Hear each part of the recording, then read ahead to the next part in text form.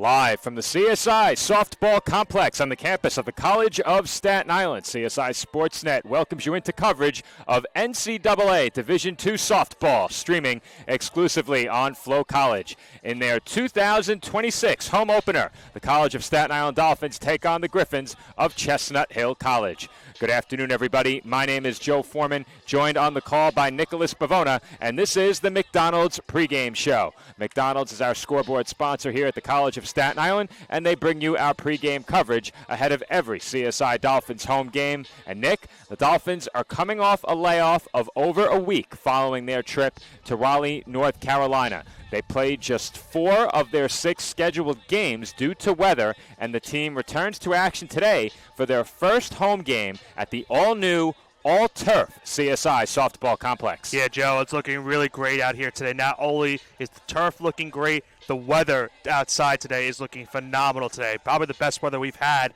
here early in the March calendar year. And this is a big test for CSI. You mentioned that they've had a little bit of a layover since they had their first 4 games of the season.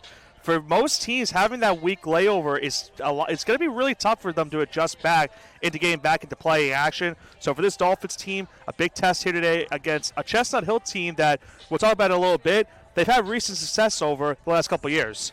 Dolphins do face a Griffins team today that they've fared well against in recent history. 4 straight wins for CSI over Chestnut Hill, including a pair of games that you covered last season on the road. That being said, this Dolphins team looks very different from the team that faced Chestnut Hill last season, and we've only gotten a small sample of what to expect from this 2026 squad. Yeah, and last year, those 2 matches with the Dolphins and the Griffins, it started off with Kennedy Ruth throwing a complete game shutout, a one-hitter in that matchup for the Dolphins in that 5-0 win over the Griffins. In Game 2, it was about the Dolphins' offense in that game, Joe. 10-2 the final. The Dolphins walked it off in the 6th inning to get the mercy rule win. And it was a different contrast of styles in those 2 games that, as you mentioned, it's a different layover for these 2 teams coming into today's matchup. So we'll probably expect a little bit of a different type of style in this game potentially. But regardless for this Dolphins team, they would love to have 2 strong starts out of their pitchers here today in the circle and hopefully get them some wins that could get their record back to 500. And looking at this CSI roster, there are plenty of new faces. But among the returners are 2 arms that logged plenty of innings last year, and Kennedy Ruth and Marina Guerenner. Ruth was voted the preseason co-pitcher of the year in the ECC and really had 1 bad inning in Raleigh that inflated her ERA. And during that inning, she walked 5 batters and hit another. But she was phenomenal against the Griffins last season when she faced this Chestnut Hill team. Guerenner is also sure to assume an even bigger role than she had last season, where she was effectively the team's 3rd starter. And Guerenner is off to a nice start so far in the year, Joe. She's 1-2 on the season, has appeared in just 3 games, 2 of those being starts, a 4.61 ERA on the season. You expect to see her and Ruth get the starts in these 2 games here today. And we already talked about Ruth having recent success against this team last year with that CGSO. And Guerenner also having to pitch in that game last year, having to pitch times for the Dolphins last season in relief appearances. She gets now a big of an expanded role this season being in the starting rotation. So a big step for both of these pitchers. And as I mentioned, it's a big step for this Dolphins team. A week layover, but you have a chance to even your record at 500, something that this team would like to do before their next couple of games. And it will be tough to gauge what to expect from this 2026 Dolphins team coming in, but at the plate, considering all the turnover in the lineup, there are a few returners that have gotten off to a nice start in Raleigh. And despite a tough first day at the D2 Triangle Classic in North Carolina, the team was much better at the plate in their 2nd outing of the season on the Sunday of that weekend trip. And they also found ways to make things happen on the base paths. Last year's team stole just 18 bases all season. The Dolphins stole 4 during their time in Raleigh, finishing the weekend 4 for 5 in stolen base attempts. Yeah, I think, Joe, when you see a team that, has a different roster layover and you're looking at to what you're going to be expecting this season along, last year you have a different contrast of styles. You're looking to hit for power. You're looking to hit for extra base hits. This season's team's looking to make contact, get on base, and take advantage and maybe steal some bases. As you mentioned, 4 for 5 so far on the season in stolen bases. They'll look to maybe exploit that here again today, try to get some more stolen bases potentially, and try to get some runs on the board. Now we may have a break for the anthem here. We'll take just a moment to find out, and It seems like that won't happen right away, Nick. So finally, shifting our focus to the Griffins, this is a team that has hit just enough through their first 8 games, during which they've gone 4-4. However, they've gotten some great pitching and have allowed more than 3 runs just twice. The Dolphins scored more than 3 runs just once in their first 4 games. So is it reasonable to expect that we could be looking at a pitcher's duel when these two teams go head-to-head? And beyond that, who are some of the bats on the Griffin side of things that the Dolphins will have to contend with today? I'm thinking, Joe, it might be a different style that we saw last year in terms of first game, second game. Last year, the first game was a pitcher's duel, 5-0 shutout win for CSI. Second game was a 10-2 drubbing for CSI in terms of their bats. I'm kind of expecting that again here today. I think game 1, maybe even game 2, depending on which game it's going to be, there will be one game that will be a pitcher's duel. The other game, I think, could be a hitter's duel between these two teams that should be fun to watch regardless of which of the outcomes we have. And for some of the bats for this Chestnut Hill team, you look at Devin Warner and what she's done so far in the season. A .462 batting average is not to be unheard of with playing through 8 games on the season. Has been really impressive on the year. Still in search, though, for first RBI despite that .462 batting average. You look at the rest of this lineup, and it's really been tough for anyone to really stop anyone on this lineup, Joe. You know, Hannah Thorette has also been off to a great start, a .400 batting average. She is at 2 RBIs on the season, still in search of a home run as well, but she has also provided a lot of big hits so far for the Griffins this season. And then Jen Pokrovsky, who we saw last season for the Chestnut Hill team, was a very big bat for this lineup. She's off to a nice start this year, 300 batting average, a home run, 6 RBIs early on the season. All right, Nick, starting lineups are being introduced out on the field. We'll see if I can get through those ahead of the national anthem.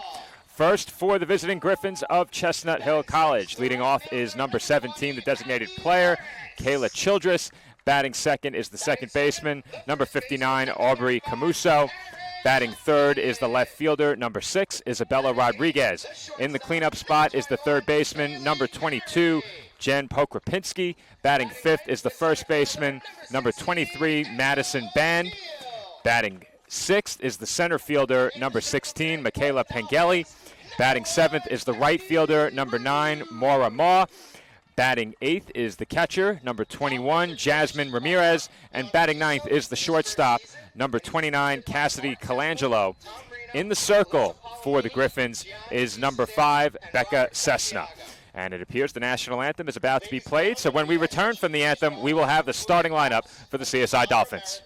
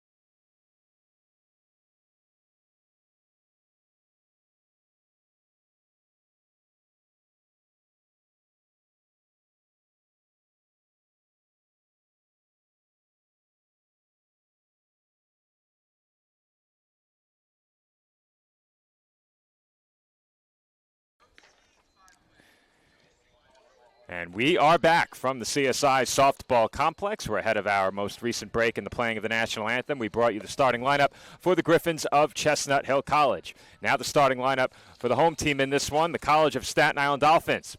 Leading off and playing left field is number 14, Presley Bourne. Batting second and playing third base is number 12, Gianna Lopez. Batting third is the second baseman, number 22, Bridget Motley. In the cleanup spot is the designated player, number 42, Olivia Warner. Batting fifth is the catcher, number 10, Madeline Paul. Batting sixth is the right fielder, number 20, Abby Morris. Batting seventh is the first baseman, number 35, Taryn Judson. Batting eighth is the shortstop, number 21, Kaylee Carey. And batting ninth is the center fielder, number 16, Emma O'Neill. In the circle for the Dolphins is Kennedy Ruth, who we highlighted during the pregame, Nick. You mentioned how well she pitched against this Griffins team last year. You covered that game in person, a complete game shutout, a one-hitter. You can't do much better than that, especially if Joe Foreman's on the call. Well, I made sure not to say anything during that game, but I believe the hit that she gave up in that game, if my memory came after you said she had a no-hitter. No. Okay. No. I think it came early in the game, so there wasn't an opportunity to have that opportunity to jinx it, as you and I sometimes do. They call me Jinx Prime for a reason. Let me get a look at our pitcher-batter. Looks very nice. Looks very nice. Bit of a unique perspective, but with the high fence, we can't get a camera over it. And Nick, I didn't flinch. First pitch at home of the season, straight to the netting, and we did not flinch. We are off to a great start, and that is ball one to open the game, as it will be Kayla Childress to lead things off for the Griffins. Got to make sure we have our scoreboard connected as well in the meantime. But enable that replay too, Nick. I left you hanging there. All good over here. 1-0 pitch on the way, swung on and missed, 1-1. Well, I will say, Joe, it is nice to be back here for softball and for baseball action this season. I, of course, missed this past Saturday when you guys covered those games in Columbia. Great day of baseball for you guys there. CSI Baseball splitting their doubleheader over the weekend. And there's a called strike. Count now 1-2 on Childress. And speaking of Saturday, Sam Whalen, my color commentary partner for those games, was thrilled that he got that opportunity. And I've been trying to watch those games all the way through since then. Still haven't made it through the entirety of both games. I put myself to sleep as the 1-2 misses up and away. I think Sam called it agonizing. Nobody likes a liar. Yeah, very interesting use of vocabulary Sam had on Saturday. But from my previous experience working with him, it's always a blast working with Sam on a lot of those games. I'll tell you, Nick, he better watch his mouth if he wants a job. Here comes the 2-2. And it's an off-speed pitch line back through the middle for a base hit. And Childress is on to lead things off for the Griffins in the road first inning. And Joe, that was a scorcher up the middle. Really no chance over at shortstop up the middle for Carey. So a nice start for Chestnut Hill to get the first base runner on.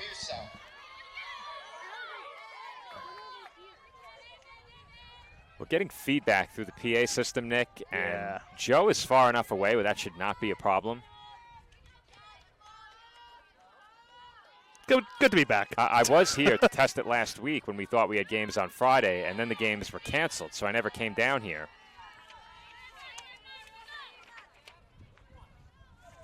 At the plate here, Aubrey Camuso, and she looks at ball one. Childress on to lead off the game for the Griffins. And, Nick, it did not take them long to pick up their first hit. I guess they knew Joe Foreman was on the call and figured they didn't want to give you a chance. Well, Kennedy Ruth figured no hitter, not a worthwhile endeavor if he's just going to jinx it. So we'll get the hit out of the way now. 1-1 the count on Camuso. Now, is scoreboard on? It's a great question. You're doing the count manually? I am doing it manually right now. All right, so I'll head over there and check it out. To be fair. Actually, you know what, Nick? They don't have a power strip. It's probably not plugged in. It is probably not plugged in. And Camuso just got out of the way of that pitch. Yeah, actually, it should be reaching. I'm looking at it from here. The wire should reach into the dugout. So we'll check that out shortly, but maybe they didn't turn the switch on. Let's hope that's the reason. Yeah, let's hope. 2-1 the count on Camuso. And that sliced foul, 2-2. Ruth looking for a strikeout right here, get the first out of this game after giving up the leadoff single.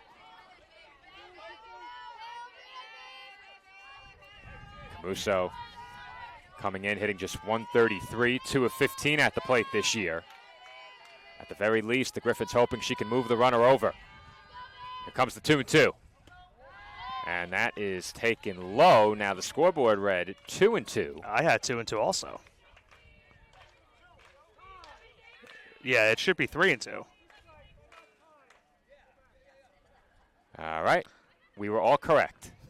Vindicated. I won't make a comment. Our SID was getting nervous. I was a bit perplexed. As was I. Well, Nick, while we have a break in the action, let me slide over and take a look at Scoreboard, and you can take over until I return. Okay. There's still a conversation down the third base line about and they are going to give second base, so the count was wrong. Now, as I mentioned, I had 2-2 as well. The board on over here also read 2-2. I'm going to love with you folks. I don't remember the umpire saying ball 3.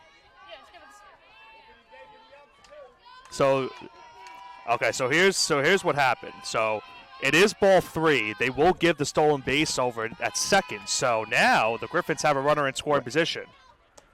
They gave the stolen base, Nick? They gave the stolen base.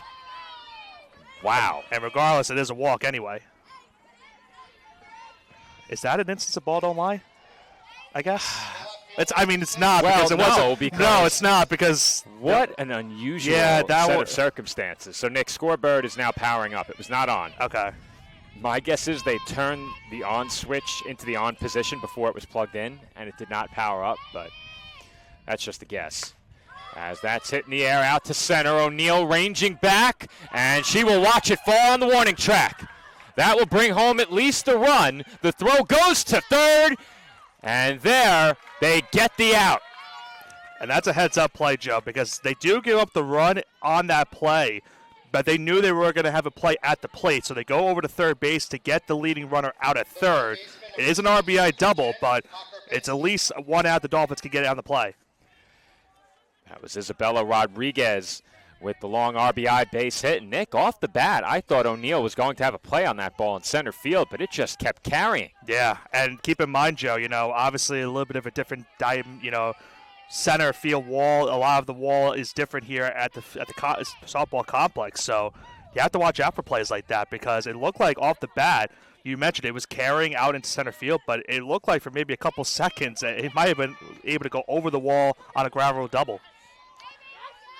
The wall, by my estimation, is the same height and just has a padded top instead of the plastic that once covered it. At the plate now is Jen Pokropinski, and very quickly she's ahead 2-0. Dolphins did get the first out of the game over at third base. And with one away here, Ruth now behind 2-0 on the Chestnut Hill cleanup hitter. And there's a called strike on the outside corner, 2-1. And to help our statistician, Steph, it is a 8-6-5 put out on that play over at third. Yeah, I did notice that the stats had not yet advanced the batter. Try to help out on a play like that. Sometimes you need to see the replay. 2-1 the count on the Griffins' third baseman, Pokropinski.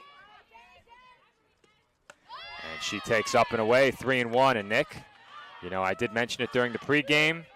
The way that these two teams had started the year, we thought perhaps one pitcher's duel, maybe two. So much for that early. Yeah, I think the early concern is that Kenny Ruth really hasn't had much command so far in the inning. A lot of pitches have been off the plate, so needs to find a strike zone here. That one's popped up, foul territory and out of play. Nice try there by Brian, but came up a bit short. First of many souvenirs here at softball. Have to say, Nick, a foul ball into this netting. How much give does it have exactly? We better keep the laptop away. Yeah, I'll keep my head on a swivel. I will say it's going to be more challenging not to flinch with the net as opposed to a fence.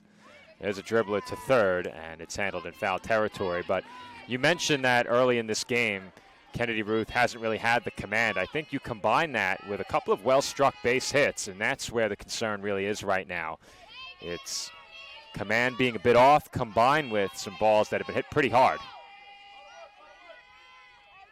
Count now full, 3-2. And that misses badly for ball 4. Yeah, it's been stuff like that, Joe, because as you mentioned, even when the pitchers have been there over the plate, it's leading to big contact for the Griffins right now, and they're taking full advantage of it. They get a walk right there. It's first and second, still one out, but a chance for, I know it's tougher on the softball diamond, but a chance for a double play maybe to get them out of the inning. Madison Bend will be the batter here. Runners on first and second, still just one out in the top half of the first inning. And Ruth deals a strike, 0-1. My normal instinct made sure to put the strike up on the board. Well, we're good now? Yeah, we've been good. Very good. You like do I enough said, extra work. It's just those normal instincts when you have to do stuff like that. Band on the year comes in 4 of 11, hitting at .364, 2 runs scored. 1 run batted in. And we talked about it, Joe. This is a Chestnut Hill team that's already played 8 games on the season. So they've already played over half of what the Dolphins have played this year. So that's something also to note. And on the half swing, that is looped into left field for a base hit. The throw goes to second and gets away. There's nobody covering first, and that will bring home another run. In to score is Rodriguez, and the Dolphin error following the base hit makes it 2-0 Griffins. And, Joe, they're discussing over by the circle, did the ball go potentially out of play? Now, it didn't go out, but they're discussing right now, and that's exactly what happened. Both runners are going to advance a base. What is going on with the microphone system? I'll take a look at that in between games, hopefully. Does he have it too close? I don't think so. Are you sure? Well, where is he? Center fielder number 16, Michaela Pengelli. It's giving all fits right now. We would need to test it from the other side and see if perhaps that makes a difference. But the Dolphins now in an early 3-run hole. So credit an RBI single on the Nick, play. You will have to keep runs, hits, and errors perhaps because it's not on the board. Yes. Now, did it put the runs up automatically because we did it on the panel, even if it doesn't appear on the scoreboard? I think I manually put it up. I don't remember. Okay, yeah, because the final 3 panels on our outfield scoreboard are not working. Runs, hits, and errors. And if we go to extra innings, unfortunately, that will not populate either. Mm-hmm. We had Daktronics here earlier today. They may even still be on site, but we were not able to get that up and running. So keep that in mind as we move through this game. Don't look up at the scoreboard for tallies. You won't have them. Meanwhile, it's a conference at the circle for the Dolphins, and Nick, early on 1 for 1, did not say at the mound. I said circle also earlier. We're doing well. We're doing well. And I think something also to know in that play, it was an RBI single. The error also advances the runner 2 bases, so another potential RBI opportunity right here for Chestnut Hill. What a great start they've had to this game, Joe. Already 3 runs on the board, and they now have a chance of a 4th run, and there's still just 1 out in the inning. Dolphins will bring the corners in here. The middle infielders, standard depth it appears, but have to admit, Nick, depth perception a bit tougher from here. I feel like I'm in a completely different perspective relative to the field than I was last year. Well, I will say this, and the good thing about having this turf field, I think you know where I'm going to go with this. If it was a day where it was windy and there was dirt on the field, we don't have to worry about it blowing right towards us. No more days of that. They did a great job with the concrete behind the plate as well. Yes. Count even at 1 ball and 1 strike. I think that was the thing I was looking forward to the most when we were coming here. That's true. At the plate here is Michaela Pengelli. The days of having to cover our laptop because it might get dirty are certainly over. I think that might be the best change for us out of everything. I think we'll have fewer rainouts with the turf as well, as that's taken up and in ball 3, but we were talking about it before. I think this is the earliest that we've played a home game at softball during your tenure. I believe so. I'd have to look back at the last couple of years, but I can't remember one off the top of my head. And that pitch misses ball 4 as Pengelli draws the walk. And it's been a really tough first inning for Kennedy Ruth. She's had to throw a lot of pitches, and Griffins have hit the ball hard. And I hate to say this word, Joe, but it's been a nightmarish start to the game for her because the only out that they got on the field so far was that play over at third base. So the Dolphins really just are trying to find something right now. But for Ruth, as I mentioned, has had trouble finding the zone. And when she does find the zone, it's been hit really hard. So I think that's an issue right now as this game progresses. As she does throw a first pitch strike right there, it's more of a maw at the plate.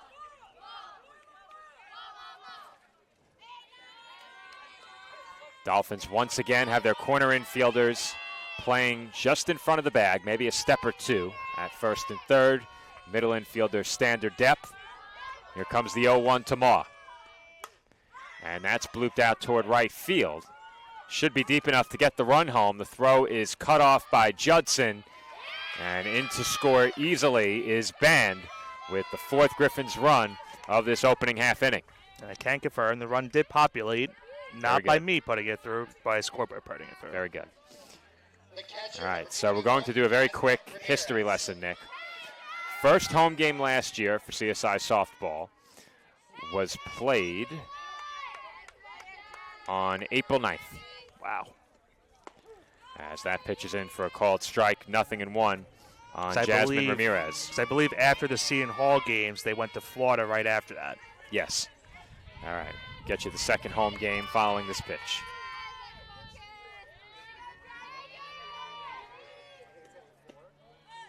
That's taken out of the zone, 1-1 strike. First home game at CSI 2 years ago was played on March 22nd. A 1-1, dribbled to third. And the throw will go across the diamond to first in time to retire the side. But not before the Griffins put 4 runs on the board in their first turn at bat. They lead CSI 4-0. Dolphins coming to the plate after this break.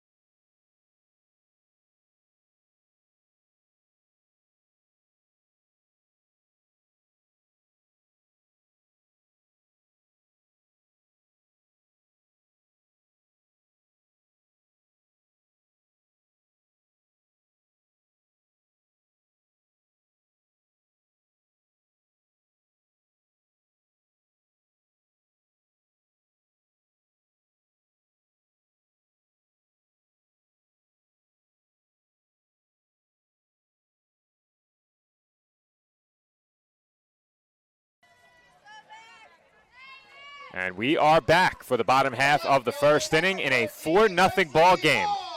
Dolphins in an early hole after the Griffins put together a nice top half of the first at the plate. 3 base hits in the inning combined with a Dolphin error, bringing home the 4 runs. And Presley Bourne will look to get things started for CSI.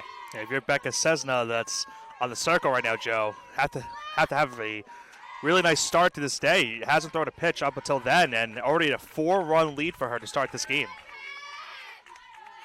Cessna comes in having appeared in 3 games, all starts. She's pitched to a 2-1 record with a whip of 2.03 and a 4.54 ERA. In 12 1/3, she's allowed 16 hits and 10 runs, 8 of those earned. She has walked 9 and struck out 9. 56 opposing batters are hitting at 286 against her. Really big for CSI. They can get the first base runner, start this bottom half of the inning. The 1-1 pitch to Bourne is lined into center field for a base hit, where they had quite the shift on for Bourne, didn't they? Yeah, they look like they might have been able to make that play in center, but it just fell right in front. And the Dolphins do get that first base runner on to start this half inning, Joe. It's a leadoff single. Now, Pengelly was not far from that ball, Nick. As you said, it landed right in front of her. But the Dolphins have the leadoff batter on. And now Gianna Lopez will be the batter. And Bourne thought about it, but will stay put over at first. Meanwhile, Nick, to continue with the trend from the previous half inning, our first home game in 2023 was on March 22nd. I think you said that one, didn't you? Did I? Oh, no, that was 20. I think it was March 22nd both years, because Oh, it was wow. against Uville one year, That was scorched. and in 23 it was against AIC. Okay. And I believe 2022 was your debut, so I believe so, yes. we will know whether or not we've had a home game earlier than this date during your tenure momentarily. The infamous play over at first base, hitter error. March 16th was our first home March game of 16th. your first season on the call, Nick. So Okay. this is the earliest you have called a home game, and not just that, but as you touched on earlier, the weather is phenomenal. I made a joke with one of my neighbors earlier. A couple weeks ago, we were just shoveling out all that snow. Yeah. And now 2 weeks later, he's washing his car down with his hose. I said, wow, it's incredible the 2-week turnover we've had. And the 1-2 is taken high, count even at 2 balls and 2 strikes. And Nick, I have to admit I was very fortunate to have been on the road with softball, baseball, and spending time with family in Florida during that winter storm. It's warmer now than it was in Florida when I was down there. No comparison. And the 2-2 misses badly to run it full on Lopez. That was the definition of off-speed pitch, Joe, if you saw that last one. That one just kind of floated in towards the other batter's box. Comes the payoff pitch. Dribbler foul, and it remains 3-2. That could be a big key early, Joe. You know, I like to talk about keys of the game a lot, but if CSI wants to get back into this one to start, you know, after giving up the 4-run deficit, try to work the count of Chestnut, maybe get some base runners on. They already have the first base runner here, now a full count. And that one's fouled back again. But, Nick, one of my keys to the game for every single game is get the leadoff batter out. I thought you were about to say one of our keys of the game is to make sure the equipment's okay afterward. Well, that foul ball that's the master key. That foul ball was a couple feet away. Keeping the equipment safe yeah. is a win for us. And as far as I'm concerned, it's a win for the team as well because they get our top-notch coverage. Back to 2 camera angles this season. When's the last time we ran 2 cameras? Do you remember? Did we do it at all last year? No, I don't think we did it 2 years ago either. I know we tried it 2 years ago when we I got the think- transmitter. We stuck it behind the right field wall. Yes. And there's another dribbler foul down the third base line out of play. And, Joe, you can see it. Cessna just continues to go off speed, and that's really throwing off these hitters. They're having to wait on these pitches, and these last couple of, pitches that have been hit have been ones where you've had to wait a couple of seconds before making contact. Well, she had a couple of misses away, has since been working Lopez inside. Another 3-2. And that's in for a called strike 3, but Bourne is under the tag at second to throw a bit offline. And the Dolphins have their 5th stolen base of the year. And think about what Cessna did on that pitch, Joe. Kept going off speed the last couple of pitches. She went right to the fastball to fool the batter right there and get the first out of the inning. On the outer black as well, Nick. She had come inside a couple of times, whether intentional or not. And that last pitch, catching the corner, was able to set down Lopez looking. Early conference in the circle as well after that strikeout. Are you a bit surprised? I am. I am as well, mostly because the runner took second base. And normally, if you're going to talk in a spot like this with just one runner on, it's to keep that runner put at a particular base. You hope it's not something in terms of maybe where Cessna threw that fastball, maybe something happened after that pitch, but she seems okay and everyone else seems fine. So a very interesting conference right there. Bridget Motley will be the batter here. Coming to the plate in an RBI spot with Bourne in scoring position and 1 out. One of those spots where you like to bring that runner home. You don't want to miss the opportunity to bring the runner home from scoring position with less than 2 outs. I hesitate to say it's a run you have to have this early in the game, but I think you only get so many chances in RBI spots with your 3 and 4 hitter coming to the plate. So I think if you're the Dolphins, this is a chance you have to cash in on. And cash in they will. It's a line drive, base hit into center field. The throw is cut off at the circle. Bourne scores, and the throw to the plate went all the way to the backstop, allowing Motley to take second. Dolphins get the first run of this game for themselves as Motley takes advantage, goes opposite field, going to right center. And the Dolphins now on the board. It's now 4-1. Motley wasting no time jumping on that pitch. And that will bring up Olivia Warner. Credit Motley with the RBI. The throwing error moves her up to second base. And now Warner will come to the plate with a runner in scoring position and 1 out. Warner off to a really nice start. And she takes outside ball 1. She's hitting 400 right now on the season. That leads the Dolphins in batting average. Warner had a 2-double game in Raleigh. Already has a couple of runs batted in. 3 of her 4 hits have gone for extra bases. The 1-0 on the inside corner, 1 ball and 1 strike. Coming off a nice campaign from last season's team, trying to duplicate that and go to even further extent this season. Gets the cleanup spot today. Well, I think the formula for success is pretty simple for Warner. As that pitch is taken out of the zone, if she gets the strikeout numbers down, she has as much power and as much extra base hitting prowess as any Dolphin in this lineup. And if she can just get the strikeout numbers down a bit, she could very quickly become one of the top bats in the conference as she takes a strike 2 and 2.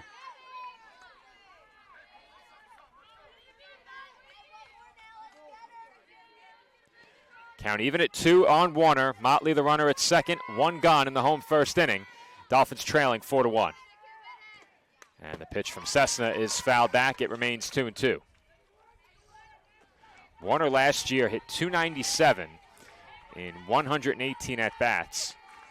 She struck out 22 times. Of her 35 hits last year, shockingly, just 6 went for extra bases, and there's another extra base hit right there, Nick. That will chase home Motley, and Warner is into second base sliding with an RBI double. Well, Joe, she got an inside pitch. We saw earlier in this inning where the Dolphins were getting a couple of inside pitches thrown to Lopez, and this time you get the scouting report a couple of times, and you see something that you like a couple batters down as Warner takes full advantage of it, gets that inside pitch, and delivers an RBI double to cut this lead now to 2, 4-2 Chestnut Hill. And Nick, I have to admit, looking at the numbers from last year, I am shocked that Warner had only 6 extra base hits. I thought for sure it was more than that. Here's a better look at that replay. You had the home plate angle? I had the, well, no, because I had the tail end of the double as she got into second. I didn't get the part where she hit the actual ball. I'll talk about consistency, Nick. Warner's had 35 hits 2 years in a row. Had 6 for extra bases out of 35 last year, 10 of 35 2 years ago, including a couple of home runs. Dolphins, I believe, also, Joe, made a pitch running spot, if I'm not mistaken. I think from a distance, that is Jalen Martinez. Yes. So with that extra base hit by Warner, the Dolphins are already halfway back. They trail 4-2. And who wrote that pregame script, Nick? Pitcher's duel? Who wrote that? Oh, there's still a chance for that in game 2. Very true. Like I said, I think it's going to be a different – these 2 games will be very different. I don't think it's going to be both games will be pitcher's duel. I don't think both games will be hitter's duels. I think one game we could see a pitcher's duel. That will have to be potentially game 2. Well, that won't be this one. It will certainly not be this one. This one after a flying start for both offenses. Madeline Paul at the plate takes a strike, 0-1. Paul comes in among the Dolphins' leading hitters. Off to a 2-for-6 start as she takes out of the zone. Paul 2-for-6 with a run scored and a run batted in. Looking over towards our split box to see if I have the right hits and errors tally. That's always a good cheat sheet. as Paul takes outside 2-1. Although I do need to upload that graphic that has the breakboard with all of that information. Ah, we do have that in there. That is in there, but I don't have it. I wasn't using it the other day. That graphic is nicer. Yeah. I tried to run it at the end of the game. I thought maybe it would be in there. I'll find it. It might be in there, Nick.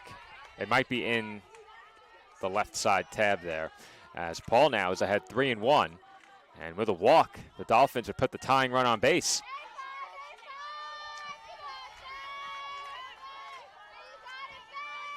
The 3-1. Hit out toward left center field, and that's down for a base hit. And Martinez will be held at third. A wise decision right there. Madeline Paul still trying to draw some attention over there at first, but she is back in as she's on with a one-out single.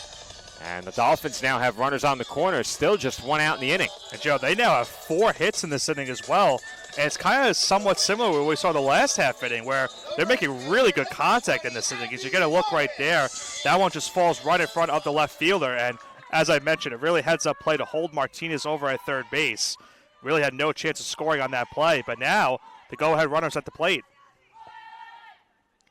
Now, with our camera being where it is, as the bunt is offered at, it's a strike call, and they will concede second base to Paul to keep the runner at third. Now, what do you think about that, Nick? Do you concede the base there? Do you throw and take a chance that you get Paul? I think I would rather throw because... Well, the reason I ask is because if you get that out, then of course you don't want to eat that and allow the runner to advance. But I think I trade the out for the run there, if I think I can get it. Because effectively, it's the same scenario even if you don't get the out, because you're at the same spot as it is right now, where now a base hit will tie the game. Well, effectively, if you throw to second there, you concede the run. Right. You're not guaranteed to get the out at second. Right. Do you take your chances, I guess, what I was asking? I would. I think with one out, I'm taking my chances I there. would. I agree. I think part of the equation, too, is how prolific of a base stealer you have. That matters as well. This is Abby Morris at the plate. She's ahead 2-1. Morris comes in hitting at 143 with a run batted in, and now she's ahead 3-1. I have also found the break box, so I'll have that. Was it there, or you had to add it? I had to add it. Okay. I do like that graphic a lot, especially when you overlay it with the sky. Yeah. And there's a blooper out toward shallow right field. It is dropped in right field. And everyone is safe. Martinez is in to score. They now have a rundown over at second. They're that will allow reducing the rundown, and the Dolphins are going to steal a run. Morris still hung up. Still hung up.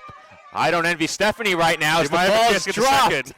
And the ball is held on to over there at second base. I'll get a replay just to double check. I think that was Colangelo who ended up covering. We'll get Steph a replay on that one. All right, Nick, you walk Stephanie through that if you can. If you need to, you can mute your headset, and I will take our audience through as the Dolphins get even at 4. Yeah, if you need to, Joe, you can mute my headset, and I'll... All right, let's do that. Big time error on that play in right field just to make that a possibility. Off the bat, it appeared Ma had an easy play coming in on that ball, and she simply dropped it. It didn't look like the sun was a factor. I think what happened is she tried to come up throwing to the plate, and in an effort to make a quick transfer, she lost the ball in the webbing of her glove. That allowed the run to come in, and now the Dolphins have this game tied at 4. What a start it has been from the all-new CSI softball complex. The first inning of softball played on this field has now seen 8 runs scored. At the plate, Taryn Judson, she grounds one to third, and that will do it for the Dolphins in the home first inning. But not before the Dolphins score 4 runs on 4 base hits, helped along by 2 Chestnut Hill errors. The Dolphins and Griffins now all knotted up at 4 as we head to the second inning.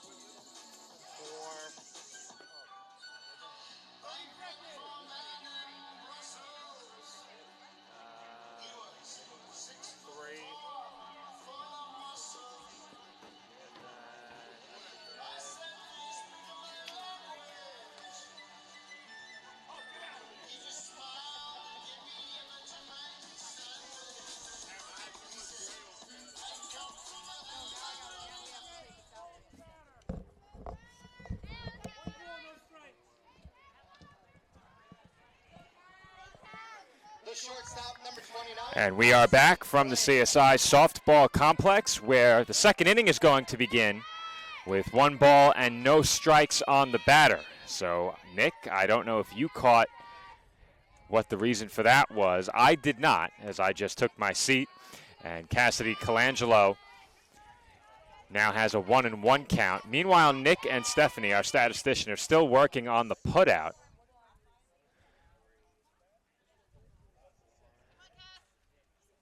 Mark Biancaviso just getting an explanation for what transpired with the 1 ball count as well. So the action put on hold for a moment, and Nick and Stephanie still working on that putout. Thank goodness for replay. Without that, I am not sure how we'd manage to score that play. 1 ball and 1 strike the count on the Griffin shortstop. Chestnut Hills sent 8 to the plate in the top half of the first inning. Colangelo, the number 9 hitter, and she's going to be on with a leadoff hit. That ball chased up the line by Lopez, and held to a single was Colangelo. So just as the Griffins did in the first inning, they put the leadoff batter on with a base hit here in the second. And now it's back to the top of the order. Kayla Childress will be the batter. Joe, we have to get you a chair. Why don't you have a chair? I mean, I'm supposed to be sitting over there, and then Sam Well, over here. our PA announcer is without a chair. He is pacing through the concourse right now. We need to get Joe a chair. He doesn't realize the reason he was asked to move is the feedback from the sound system. Meanwhile, 1-0 the count on Childress. Pitch on the way. And that is taken for a strike, 1-1. Well, I would invite Joe to sit with Nick and I, but his announcements would come through our headsets, so that's a no-go. Nick's still working on that replay with Stephanie. As that's hit in the air, deep left center field. O'Neal ranging back, will watch it land at the base of the fence and hop over. It is a ground rule double for Kayla Childress. And just like that, the Griffins have 2 in scoring position with nobody out here in the second. He's about to ask, how good is Nick? Can he cue up a replay while he was doing statistical upkeep? Nick, what do you got? I got it. Meanwhile, I got the replay. I think we had the right putout. It was a lot of numbers on that play. Nick, to be completely honest, it doesn't really matter if it's correct. Nick again communicating with Stephanie, our statistician, as Aubrey Camuso comes to the plate. Dolphins bring the infield in a tie game as Camuso takes a strike. 0-1. We're just reconfirming if the amount of RBIs on that play with the rundown. It should just be 1 because the second one came out during a rundown. Yes, you don't get an RBI Yes. for the good base running of Morris there. 0-1 the count on Camuso. So officially, I have to put out. I'll read the number out in a second. That skied to center. It was tailing on O'Neal. Her throw is cut off at the circle, and that sacrifice fly will put the Griffins back in front. They lead it 5-4. I'll tell you one thing, Joe. The only thing that I'm having issue with right now for scoreboard is that the amount of hits for the Griffins, it keeps resetting to 1 for some reason, and I don't know why it's doing that. They Well, have 3 in this game. perhaps we go to our other break board. Or what you do, you open up the scoreboard tab and you uncheck the box for the hits. So uncheck the box for visitor hits. As that one is ripped foul. Isabella Rodriguez at the plate here, already 1 for 1 in this game.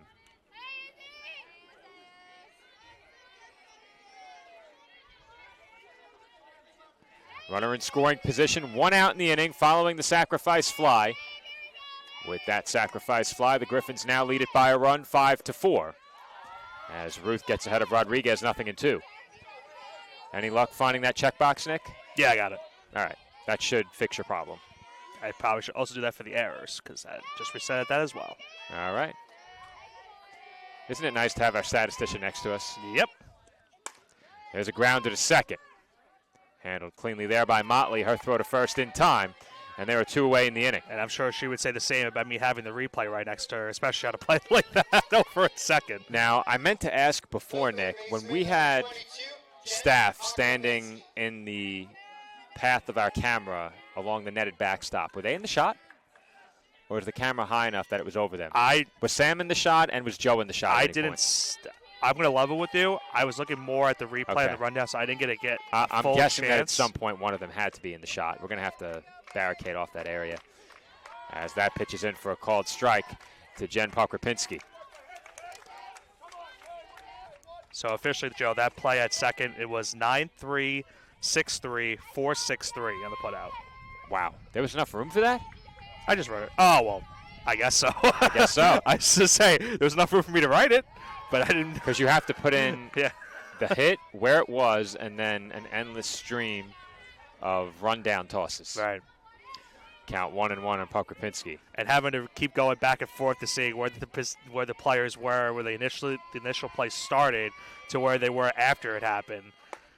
It could be a hassle. Yeah, I would agree with you. And when you're doing both the broadcast and the stats, good luck scoring a play like that. I would have just said, forget this. I would have left the laptop and went home. Not for me. No. I think I've scored my last game of the season, Nick. We'll see. As that's taken low in the turf. At least you hope. I hope so. I hope so. Stephanie hardly misses a game. So if we have Stephanie, we have a statistician. The question is what happens when we have 2 games at once? That is a good question. Lou, it's time to call in and come work CSI. I think he's still in Florida as we speak. Our weather's better as that's fouled away.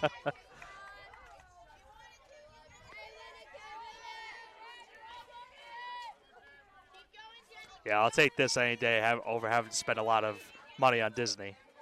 I'll say that. Ooh, I won't spend any money on Disney. Yeah, it's not ideal. 3-2 the count on Pokropinski. And, you know, it seems that automotive trouble is yours much worse than mine. Well, as that's hit pretty deep to left field. That's fair. And that's going to be trouble as it lands at the base of the fence. Bourne able to scoop it up, but into second base standing with an RBI double is Jen Pokropinski. It's now a 2-run ball game. The Griffins lead the Dolphins 6-4. And that one was crushed, Joe. And that was another one where the ball kept carrying out into left field. It looked like maybe initially it could have maybe gone foul down the left field line, but it just stayed straight the entire time. It stayed in the fair territory. And it's an RBI double to put now Chestnut Hill back up 2 runs. Well, long story short, Nick, compounding your misfortune with the accident you got into. My engine failed yesterday. I don't have the money to spend on Disney right now. No. We had to rent a car for a month. As that's taken low, ball 1. Yeah, not ideal times this last couple weeks. Maybe they'll call me Jinx Platinum in the future since my Enterprise membership is now ascending into Platinum territory. Could be. Madison Band at the plate here, ahead 1-0. Now, I will say also, I checked off away errors also, Joe, because that was also resetting, and it's still resetting. Well, I can tell you, Nick, that sometimes that happens. We may have to disconnect the entire board, but I had an issue only taking certain statistics off the board at Columbia as well. We couldn't turn the inning off and mark the game final. It was a 7-inning game, and automatically it defaulted back to 1. That happens a lot sometimes. I felt like that happened, not recent, but a couple years ago that was happening a little bit. It was very annoying. Yeah, you know, it could be that we aren't able to neglect those stats. We have to take them all. Meanwhile, it's 3-0 here, and that misses badly to Band for ball 4. That's a 4-pitch walk right there to Band. Kennedy Ruth's having trouble finding this last out of the inning. Still 2 gone. 16, Michaela Angeli. Michaela Pangeli will be the batter. Now, her name was not on the pronunciation guide. So if it wasn't there, I assume Pangeli. But Pangeli does sound like it could be correct. What do you think, Nick?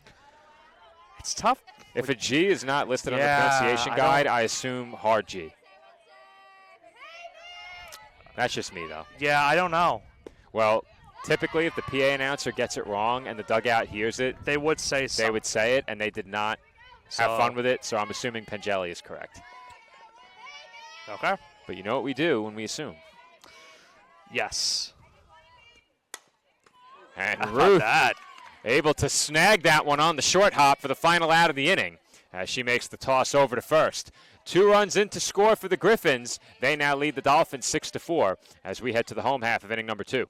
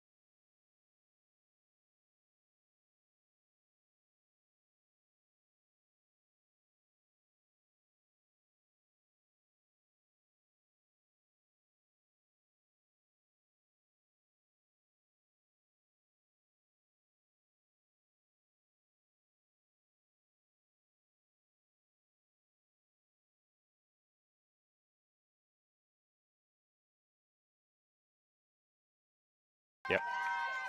Kaylee Carey will lead off for the Dolphins to begin the home second inning. Immediate stoppage. As they had an extra softball on the ledge outside the dugout, they get rid of that. And the home second inning is about to get started with the Dolphins now trailing once again. Our score, Chestnut Hill 6 and Staten Island 4. First pitch on the way is taken outside by Carey, ball 1. Dolphins sent 7 to the plate in their half of the first inning. Just doing my math as you said that. Live stats are good for that. 1-0 outside, 2-0. 8-9-1 for CSI up in the inning. And I started this at bat right here for Carey. She's up 2-0. 2-0. Up high, ball 3. Love to have a pitch meter to see how slow that pitch came in. What was Foreman's key to the game every game, Nick? Why do I not remember? There's a lot of keys to the game. I hope the audience listens a bit more as Carey swings 3-0 and is thrown out on the grounder to second. Got the green light. My key to the game every game, Nick, is, well, Nick, I'm not sure she had the green light based on the reaction of her head coach, but... Well, she gave herself the green light. Anyway, my key to the game every game is get the leadoff batter out. In fairness, there's a lot of life lessons and You're saying I impart life lesson wisdom? Well, I'm implying that there's a lot of different, stuff that we talk about a lot, and it's tough to relay all that information and decide which one you're going at. Well, the other day, and again, I say this completely in jest, but I was making the joke that, in a way, I fancy myself some sort of messianic figure. I thought you were saying I fancy myself as a meteorologist again. Oh, well, I am something of a meteorologist myself. Thought we were going back to the true old days. It's hard to believe that broadcast was 4 years ago. Yeah. Meanwhile, Emma O'Neill behind 0-2 here, and maybe we'll give some context on that if we have a lengthy break in the action. Shown bunt her first 2 times up. Infield still way in as O'Neill takes outside. 1-2. There's a lot of lore to that meteorologist comment that we explained years ago. That CSI Sportsnet lore. I like it. The Foreman Osborne origin story. Now, memes like that are becoming more and more dating of you and I as, years go by. I mean, the Norman Osborn meme 5 years ago might have been a bit more recent. That hasn't been around since the movie, has it?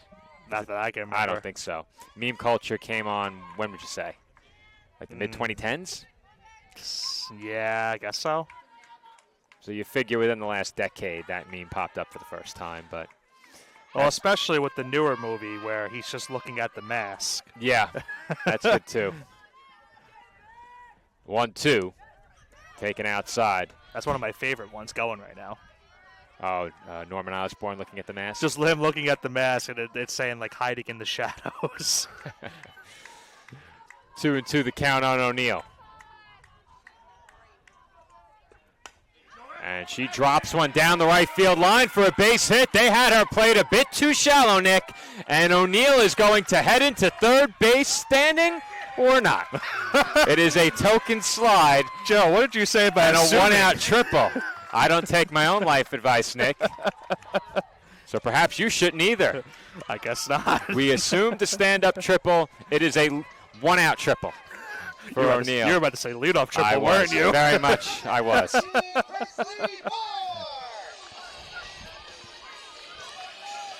we had a second look at that one-out triple. You mentioned it, Joe. They played her in on that one, and she ripped it over into right field to get the Dolphins now an opportunity to bring home a run. Bourne needs to get this ball out of the infield, and the Dolphins are back to within a run. How about the start to this game? 10 runs home and a chance for more. Who said pitcher's duel? Not me. Certainly not me. Those script writers, they got us. Who's giving us those game notes? The script writer did not cook this time around. The SID gave us the game notes. SID game notes. The SID's not happy with you right now. 1 ball and 1 strike to count on Bourne, and she lines that one foul. Joe, you were better than me not to look over to your left. Oh, I looked over. Okay. The question is, did anybody look back? Yes.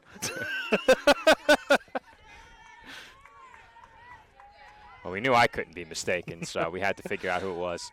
The 1-2, up high, 2 balls and 2 strikes. What was it that Sam said to you on Saturday? He said you would never make a mistake. He'd be very stunned if you did.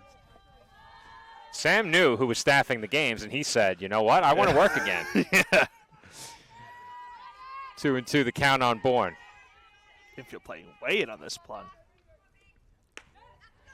Now, it's actually funny, if you had not clarified that it was my broadcast partner who said that and just left it at Sam, it would have been much better. I could have played it back on repeat. That would have been a clip you saved. Oh, for sure.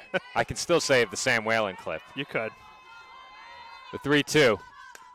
Dribbled toward first. Heading home is O'Neal, and they will get just the out at first base as Ban stepped on the bag to retire Bourne. But that does get the job done, and Nick, wouldn't you know it? Who said the ball had to leave the infield to get the run in? It's the quote-unquote swinging bunt, if you want to call it that one, Joe. That was just a dribble up the first base line, good enough to bring home the runner from third base. And the Dolphins cut it to 1 now. It's 6-5. If I'm mistaken a couple of times more, Nick, they're going to say, this guy doesn't know ball. As that is ripped foul. We wouldn't have wanted that. Gianna Lopez at the plate. She's 0 for 1 with a strikeout. Dolphins now within a run at 6-5. 2 gone here in the home second. I'm going to have to listen back to that hitter error call. I mentioned it earlier, but I need to listen back to it Could later. you figure out what game it is, though? I know. I think it was against Stack, Nick. It definitely was a conference game. I think it was against Stack. I think it was against Stack. That was also the infield fly doubleheader. Yes. It was both the one game. Infamous game. Infamous game. Yeah, a lot of that CSI lore that you mentioned earlier was in that game. Very true. I think we had back-to-back days of coverage that particular week. I like to say it a lot. There are a lot of good stories from these games that happen during softball and baseball that you and I like to converse about over the years. Well, I think the game of softball and the game of baseball, they both lend themselves to a bit more conversation than basketball and soccer, as that's taken on the inside corner. 3-2 the count on Lopez. But I think when you have the scoreboard keeping the count for us and the ball's not put in play, sometimes a bit of conversation's a good thing. Here comes the payoff pitch. That's ripped foul. And I think when I cover the games alone for baseball and softball, it gets really, really tough when you have nobody to bounce things off of. Yeah, we had a couple of instances where you had that either here or at baseball, and same thing for me. I don't think it was often I was solo. I think I had a couple games with Sam, obviously, towards the end of the year, but there were a couple where I was by myself. 3-2 is hit in the air. Shallow right center, and that is down for a base hit. It takes a newly minted turf hop in center field, and Lopez will hold with a 2-out single. And how about Lopez so far in this game, Joe? She did strike out her first time around, but she's worked the count full both at bats. And on that one, we saw the first time she struck out via the fastball. They went back to the off-speed pitch with Chestnut, and that was able to get her that base hit, a blooper into right center field to extend the inning for the Dolphins. Dolphins with a 2-out base runner, and Nick, you have to watch the stolen base here for sure. First pitch on the way, and they were definitely setting up for Lopez to run there. Motley showing bunt, and there's no way she's bunting there. No. Now with 2 outs. The question is, was the sign there for Lopez to run? It's hard to imagine Motley giving up a strike. 0-1 the count on the Dolphins' third baseman. She's 1 for 1 with a run batted in. And Motley takes outside, 1-1.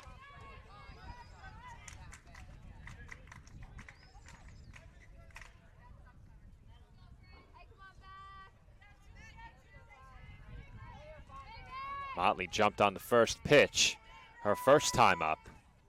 And there goes Lopez, no throw. And you get the sense, Nick, that this Dolphins team is going to benefit quite a bit from what they've been able to do on the base paths early in the season. Yeah, I mean, another stolen base right there. And I mentioned it earlier, different contrasts of styles this team's going to have from the team we saw last season to the team we see this season. They're going to try to steal bases as much as they possibly can. Dolphins now, with that stolen base, are a third of the way to their stolen base total from last year in 5 games. Yeah. And I think you can call this 4 games plus, just 2 innings in. 3-1, hit deep to left center field, and that will find the gap for extra bases. It hops over the wall, and it's a ground rule RBI double for Bridget Motley, her second RBI base hit of the game. And Nick, that stolen base pays off in a big way on the ground rule double. It certainly does, Joe, because if she doesn't steal second, she would have to stay over at third base on that play. But because she was able to get to second base before that hit, Motley delivers an RBI double with the ground rule double. And the Dolphins, once again, Joe, have tied the game. It's now 6-6. Dolphins and Griffins each with 4 in the first and 2 in the second. And CSI is going to send their cleanup hitter, Olivia Warner, to the plate with a chance to take the lead. She, of course, had an RBI double her first time up. And Nick, these bounces off the warning track, which was previously turf to begin with, I should add. But this new turf is creating some big bounces over the wall. Well, we haven't seen a lot of ground rule doubles over these last couple of years, too. We've already seen, what, is that 3 now today? At least 2, for sure. Yeah. And the 1-0 to Warner is outside, 2 balls and no strikes. I couldn't remember the last time we had a ground rule double either here or at baseball. It's been a really long time. We have already crossed the 1 hour mark in this game. Wow.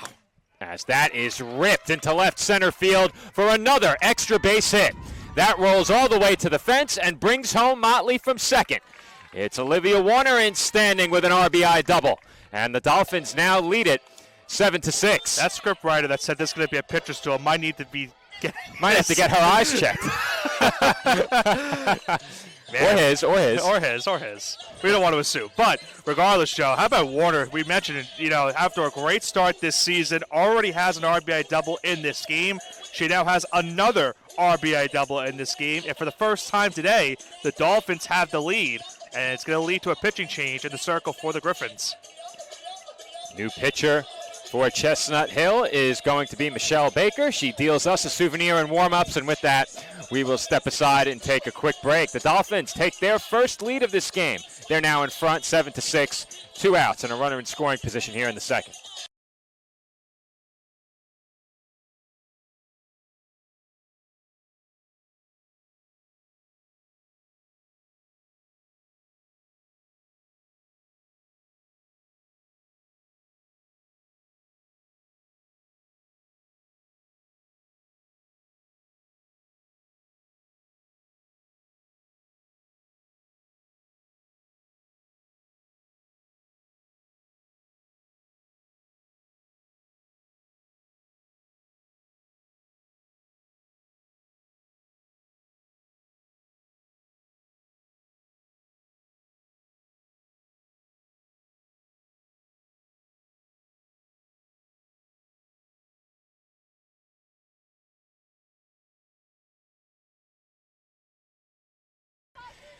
And we are back from the CSI softball complex as the first pitch out of break goes to the backstop.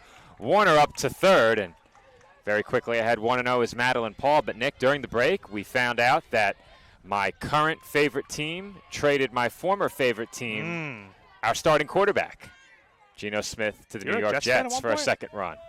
You were a Jets fan at one point?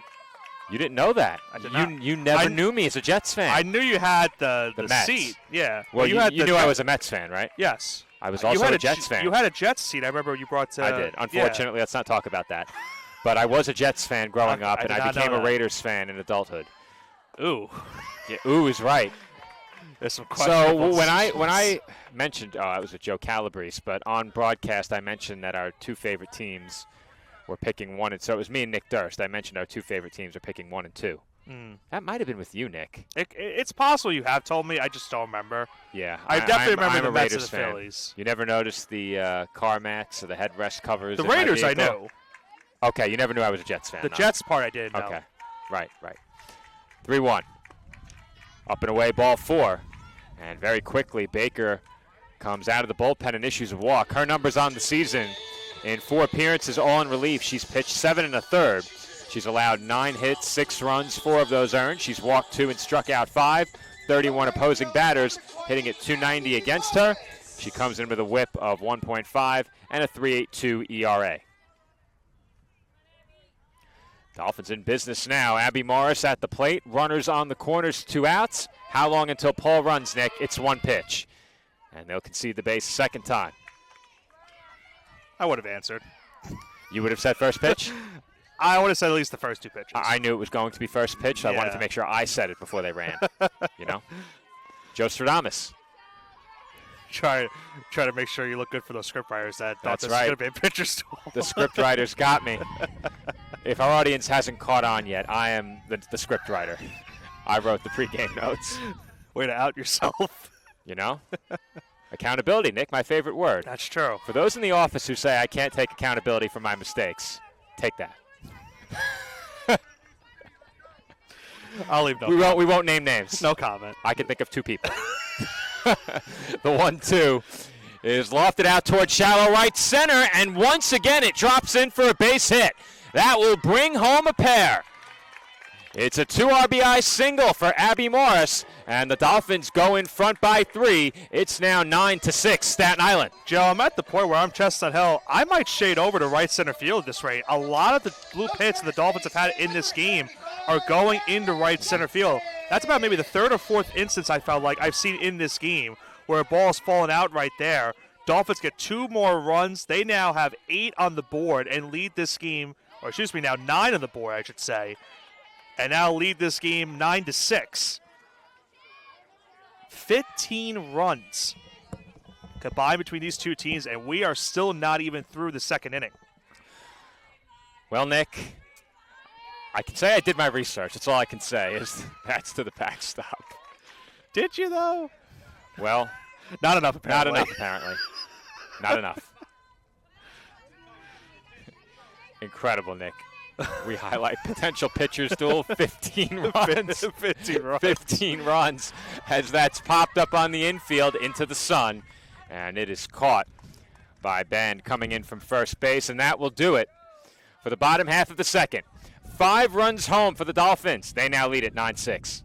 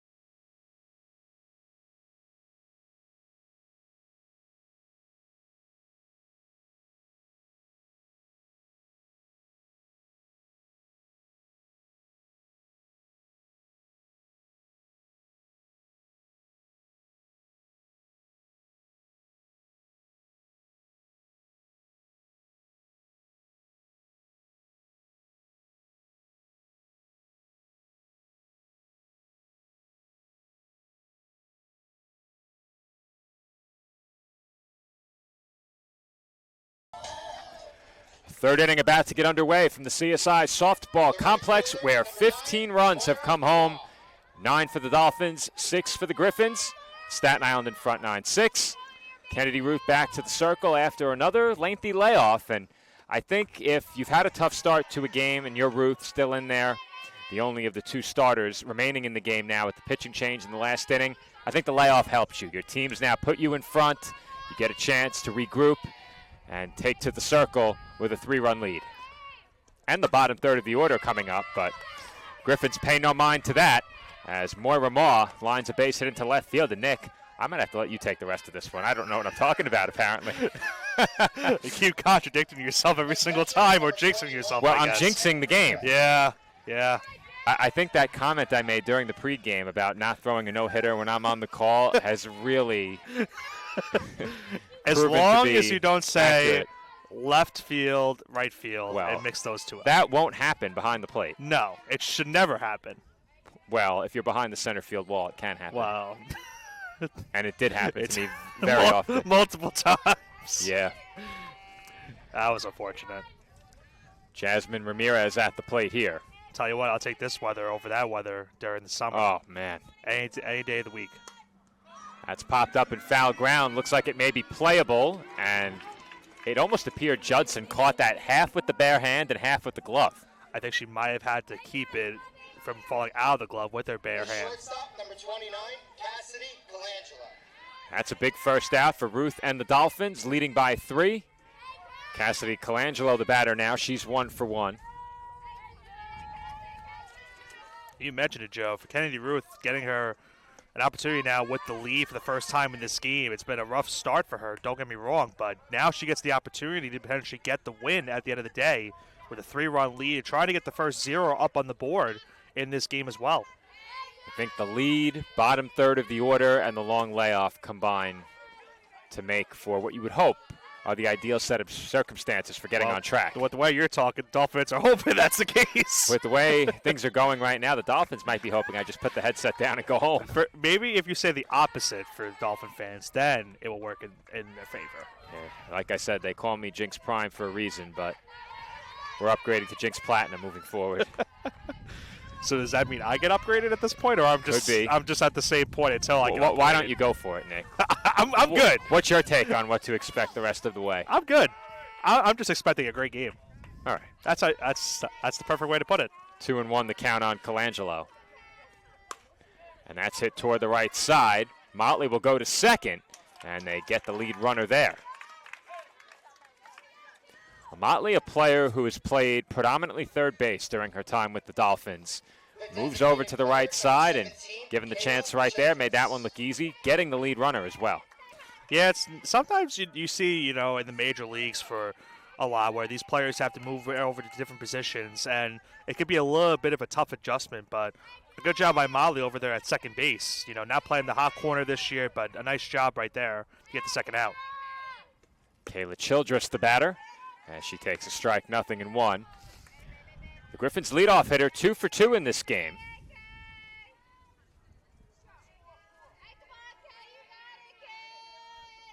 Runner on first is Colangelo, and we'll see perhaps if the Griffins look to swipe a base as Childress goes behind 0-2. Could be an opportunity. Now, it is 0-2, but if you are able to get to second base, keep the at-bat going for the top of your order. That could be an RBI opportunity, a chance to cut back into this deficit. It depends on whether or not you think the Dolphins waste one on 0-2. And it's all a moot point. Ruth blows Childress away with the high fastball. It's a swinging strikeout for Kennedy Ruth. Childress set down to end the road third inning. Maybe we just stop the hypotheticals at this point. Dolphins come to bat, leading 9-6 when we return from the CSI softball complex.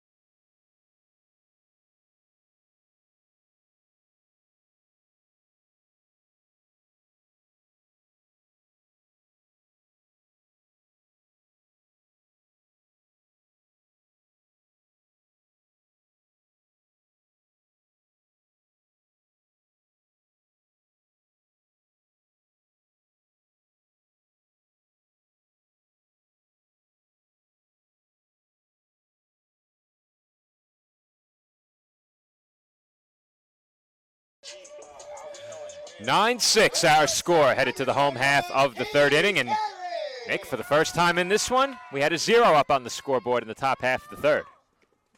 Well, that pitcher's dual scriptwriter is certainly happy that a 0 was put up on the board finally, but it took 3 innings to get there. To be clear, we do not believe there are script writers. It was pregame notes that were written as part of our pregame script. Wow. And look what Baker found. It's a quick out to begin the home third. Second time we see someone in the circle make a play with their glove. So Ruth made that play earlier in this game, and it's now Baker. Joe, I held myself. I almost made a cooking pun. Pun, yeah. Couldn't think of the word after that. Thanks, but no thanks. I didn't do it. I held myself. Kaylee Carey retired quickly to open up the home third. Emma O'Neill, the batter. Think they play her a bit further back this time, Nick? No. I'm inclined to agree. Judging by the fact that... Well, the outfielders, keep in mind. I think they are playing her deeper in right field. Yes. She would cause a fit, certainly, if she could drive it the opposite way. Well, they have to throw a strike first. She's ahead 2-0.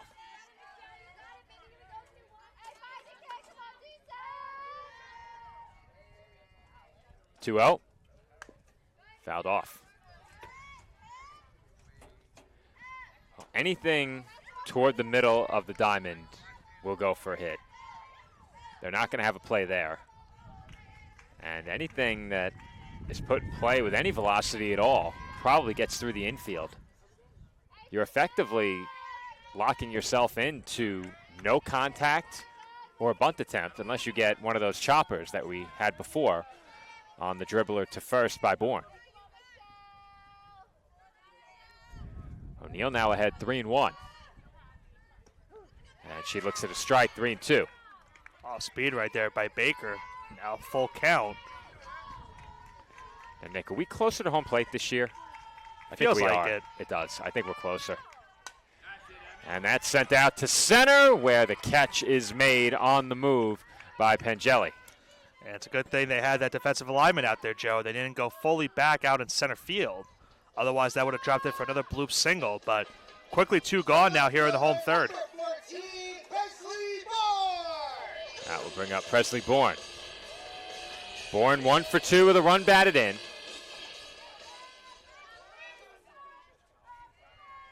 I think it really would have been something if you said you expected the slugfest to continue and then we get back-to-back zeros.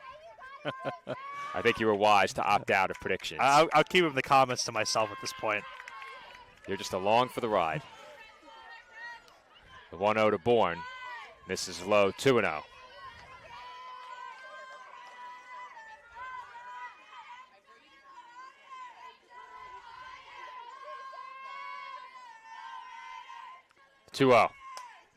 Popped up in foul ground, headed for the Dolphins dugout and out of play.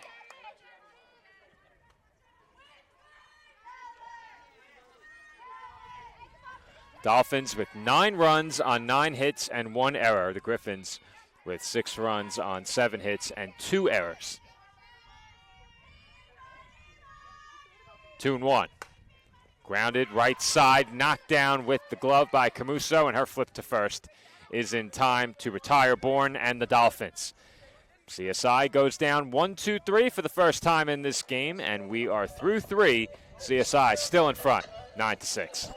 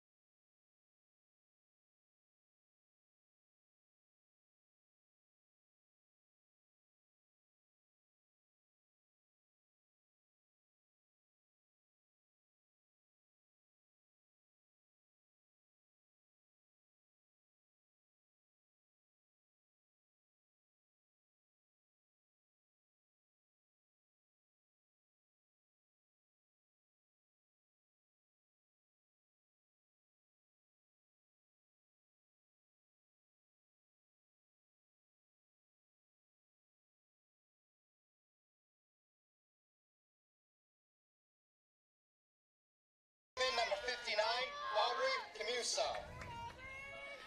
At the plate is Aubrey Camuso to get things started in the 4th inning. And her first offer is a half-swing foul ball, 0-1.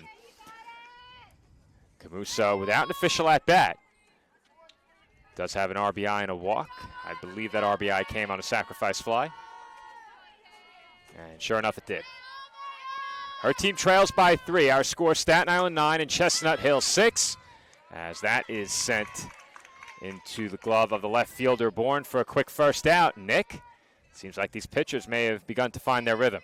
Certainly has, Joe, and I'm also glad that we have this pitcher-batter camera because I didn't have to really switch the camera on that play. That went straight over to left field, and that was a clear-cut, perfect play out and left, line drive, and first out of the inning. Our camera setup, pretty good. Yeah, I'm enjoying it. I have to admit, I came out here having no clue where we were putting the cameras. Yeah, you were discussing it about maybe an hour before first pitch. We knew where camera 1 was going, yes, up at the top of the bleachers. We did not know where camera 2 was going. I don't think we could have done much better. The 1-0. Swung on and missed by Isabella Rodriguez. 1 ball and 1 strike. Rodriguez 1 for 2 with an RBI. Bats with the bases empty and 1 away here in the road 4th inning. Tried not to jinx it now, Joe, but you hope for the Dolphins that kind of is finally starting to settle in this game. You saw the last half inning getting that first 0 up on the board. We'd like to see a couple more of those as this game goes on. Dribbler to first. And Motley got there as Rodriguez is out at first base. Dolphins getting to the bag ahead of her by about half a step. And there are 2 gone. Well, Joe, what I talked about earlier where you haven't adjusted playing over to a new position, Molly initially didn't get over to the bag and then realized because of how slowly it was dribbled down the first base line, there was only one play. It was for her to cover the first base bag, and you mentioned it. She just got there in the nick of time. 2 away now in the road 4th, and Jen Pokropinski will be the batter. And she takes high, ball 1. So we have confirmed, Nick, that we take the show on the road again this weekend. That's something else to keep in mind. Fans of CSI Athletics as a whole or fans of baseball, we will be at Malloy covering the games on Saturday. Doubleheader at Rockville Center. And, Nick, that appears as if it's going to be the protocol for the foreseeable future. Any home game on the schedule played at the road site, we cover it there. However, we have baseball and softball overlapping next week. That's something else to keep in mind. As the 1-1 is fouled away by Pokropinski and into her team's bullpen down the right field line. Next week should certainly be interesting if that's the case with both. We have softball here and baseball likely moving to Adelphi on March 17th. So that is 1 week from today. We'll have to sort out what the plan is going to be with those broadcasts. And Pokropinski is hit by the pitch. Now we could do me solo at Adelphi and then you and Sam Whalen here. We could do that. I'm sure. To be honest, does anyone want to make that trip to Long Island a second time? Not really. Guess it depends on who you ask, but yeah. I think everyone would say no. Yeah. Unless we're all going together, which is likely not going to be the case with 2 events at once. Have to see if Lou's working, as that's taken low by Madison Band, 1-0. Hopefully he's back from his trip by then. He will be. That'd be a very awfully long trip. I think he's back Sunday. Okay. Band 1 for 1 in this game with a walk and 2 runs batted in. And Ruth finds the outside corner for a called strike, 1-1. Saturday going to be a tough day for me, Joe. Hopefully for my sake, St. John's not playing in the Big East Championship that day because I'm going to be in an interesting spot if they are in that game. Where's that game played, MSG? MSG, yeah. All right, so I'll expect to be solo if they make it there. Oh, no, not for that reason. Just for me. Oh, you're not going? No, more than likely not. I think it's just going to be a lot more expensive compared to this year that I got to last year. It just comes down to the point of I'm going to be worrying about that game while we're calling the games. So we'll put you on a technological freeze. There might be a couple points where I might have to mute the mic. And a good off-speed pitch by Ruth gets Band swinging. to retire the side in the road 4th inning. The Griffins strand 1, and the Dolphins come to bat, still leading by 3. Our score, Staten Island 9 and Chestnut Hill 6, headed to the home 4th.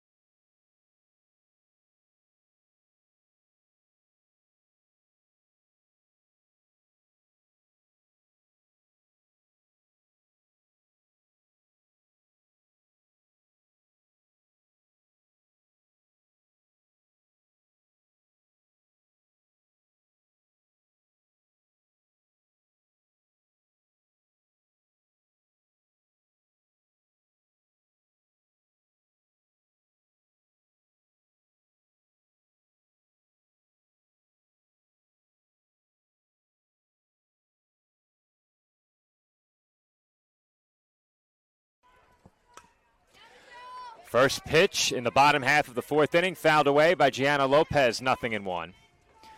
Lopez 1 for 2 with a strikeout in her 2 plate appearances. The Dolphins will send 2, 3, and 4 to the dish against Michelle Baker, on for her 2nd full inning of relief. Came on late in the 2nd inning when the Dolphins are in the midst of putting up a 5 spot. Trying to memorize if she did pitch in those games last year. I remember her pitching in one of those 2 games, but I'm trying to remember. And it was game number 2. It's a good memory you have. I would never recall that. I try sometimes. To be fair, if I called it last year, maybe. As that one's chopped to the left side, backhanded it short, and Lopez is out. How about the stretch over at first base right there by Band? I think the stretch was the difference, Nick. An awfully close play. We'll see if the replay gives us any clarity. Not that you can see it. Yeah, the sun might be a little bit of a problem. Our audience can see it. You can. It definitely can. You'll see right there the backhanded stop over at short. That throw, a perfect job right there by Band. If she was out, the stretch was the reason why. Yeah. I have to admit, in real time, I thought she was probably safe, but that was my instinct. Last couple of innings, the defenses have shown out for these 2 teams. Certainly have. 1-0 the count on Bridget Motley. She's 2 for 2 with 2 runs batted in. She has singled and doubled in her 2 plate appearances, and now she's ahead in the count, 2-0.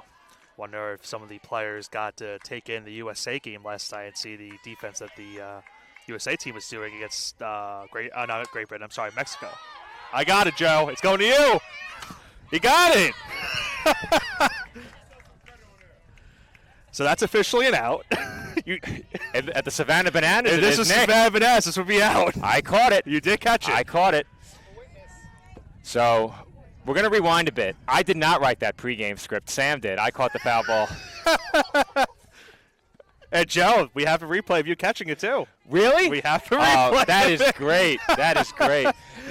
I'll replay it after this at bat. The 2-1 is low and away, 3-1. Well, I'm mistaken. Not only were the players inspired by the USA defense last night, Joe Foreman was also inspired. They're inspired by my defense. I have to see this replay now. You know what they say, Nick. When you have aura, things just happen. Are you saying you're aura farming right now? I was definitely aura farming when I caught that. Okay. Did you see the flip to Joe, the nonchalant flip? Like I've been there before? You're like, this is nothing, a piece of cake. I've been here before. Here you go. No, not a problem. Barehanded, no problem. Not a problem I should have went for the one-handed grab. No. If I dropped it, that would have been shameful. Yeah. As that's backhanded at second by Camuso. Her underhand flip is handled at first by Band. I thought perhaps she bobbled it, but all right, Joe. Here we go. Here's your let's see it. All right, so Nick, we're having an issue here. Did you catch it? Well, you caught it on the out of the frame. Now, what is that issue there? Yeah, so we are probably going to hit offline at some point. Okay. Hit OK there, and hopefully that goes away. What we also can do is go offline and then come back during a break to try and help it out. Let me turn the Wi-Fi off here.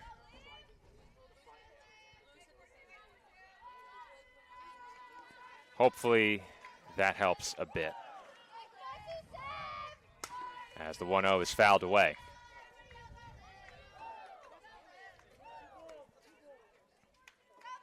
Olivia Warner at the plate, lost in the fact that I was basking in my backstop defense. The 1-1 is lined to left center field for a base hit. And Warner is on with her third hit of the game. She's now 3 for 3 with 2 runs batted in. And the Dolphins avoid the 1-2-3 fourth as Madeline Paul comes to bat. I gotta say, I probably feel for the 2 people in your office that have to deal with you having to probably talk about Whoa. I feel like this is going to be talked about for a couple weeks. Wait until they hear that I won on Thursday, too. First win of the season. So you're saying more than a couple weeks? 11 first half points. Now I'm aura farming. Honestly, Nick, I think it's negative aura if you're bringing basking in your own accomplishments. Yeah. I think that's negative aura. 1-0 the count on Madeline Paul. And she fouls that one away, 1 ball and 1 strike. Well, Nick, I can tell you I am not coming out here without the headband again. Hair giving you fits. It's a mess. I'm calling the game through the hair at the front of my head. As that sliced toward the line and caught in right field. Fair territory by Maw. And that will do it for the Dolphins in the home 4th inning. Dolphins strand 1. It is a 2-out base hit for Warner and nothing more. We head to the 5th. Staten Island in front, 9-6.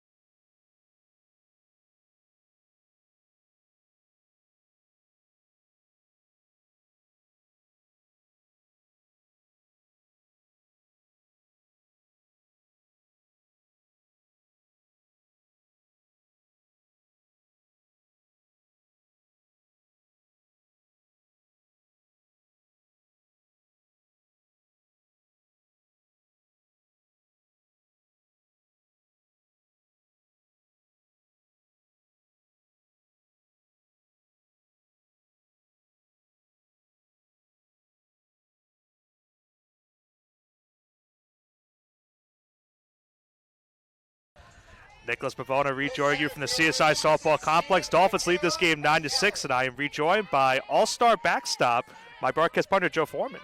My newest title, Nick. I told you, folks, he's not going to let this one down. Certainly not. Now, I need something that begins with O that matches up with catching a foul ball. I'll work on it between innings. Meanwhile, for the Griffins, could maybe go to ChatGPT if you want to try something like that. I'm not the one who uses that, as that's lined to first and caught by Judson. Well, I assume you did. Michaela Pengelli retired on 1 pitch. I'm surprised you didn't ask who does use it. As I Moira wasn't Moore going will to. be the batter. Well, Nick knows who is in charge of the staff. As we said, Joe, as a new producer of CSI Sportsnet on Flow, I'm trying to keep my position here. That is true. You can be removed from that position quite easily. Pulling a Sam Whalen today. Well, I wouldn't be the one who removes you. As that pitch is taken for a strike by Moira Maw, 0-1. Maw 1 for 1 at the plate with an RBI. I will say we're still having the bandwidth issue on production truck, but What's the number? How many seconds backlogged? Ooh, 117. Yeah, we're definitely going to go offline. So what we're going to do, Getting up there. end the stream and restart it during commercial. All right.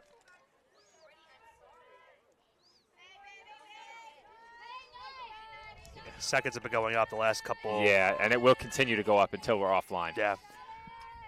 1-1 the count on the Griffins right fielder Maw. Now went down. That's good news. As that swung on and missed 1-2. Well, speaking of good news, I mentioned earlier, you get the sense that Kennedy Ruth's starting to settle in, Joe. As we saw the first 2 innings didn't really go her way, but back-to-back scoreless innings, already has an out in this inning, and is looking for a punch out for the second out. Comes the 1-2. And there's a good off-speed pitch, swung on and missed for strike 3. And that's another strikeout via that off-speed pitch that she's gotten. And this is what you expected out of Kennedy Ruth when the season began, Joe. And it's a good sign for the Dolphins now here in the fourth inning, or I should say the fifth inning, excuse me. Now 2 gone, and looking for a 1-2-3 fifth. Well, you can't get it all wrong, Nick. Since that lengthy layoff following the bottom of the second, Ruth has been strong. What I really need. Now, Joe, why didn't you catch that one? Was the net in your way? Honestly, if you get me back here enough games, I might disregard the net. Well, Hulk Hogan the net open and catch it. I have to say, Nick, if I dropped that, though, all kidding aside, if I dropped that, I never would have lived it down. Yeah. Never. Yeah. I don't think there's one member of the crew or staff who would have let me forget it if I dropped that ball. I probably would have brought it up on Saturday.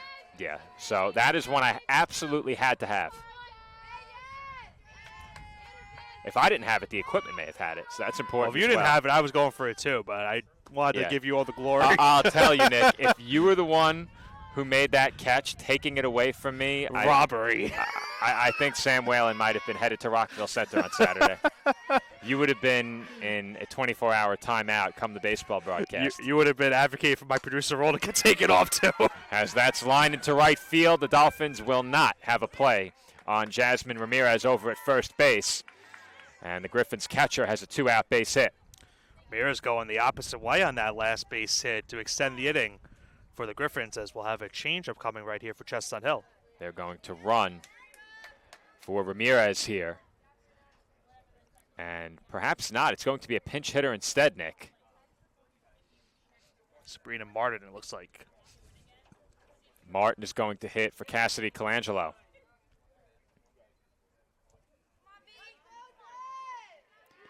So Martin will be the pinch hitter. Pinch hitting for the Griffins. The runner on first Sabrina Martin. remains Ramirez. On the season, Martin 4 for 8. 3 runs batted in. And she has another base hit here. It's played on one hop in right field. The throw went to second. And very close. That was far closer than I expected. Yeah. That's a good play in right field just to make that close. Closer than the Griffins expected, too. And now they have the tying run coming up to the plate. They're back to the top of the lineup. Morris came up throwing, no hesitation, attempting to get the runner at second.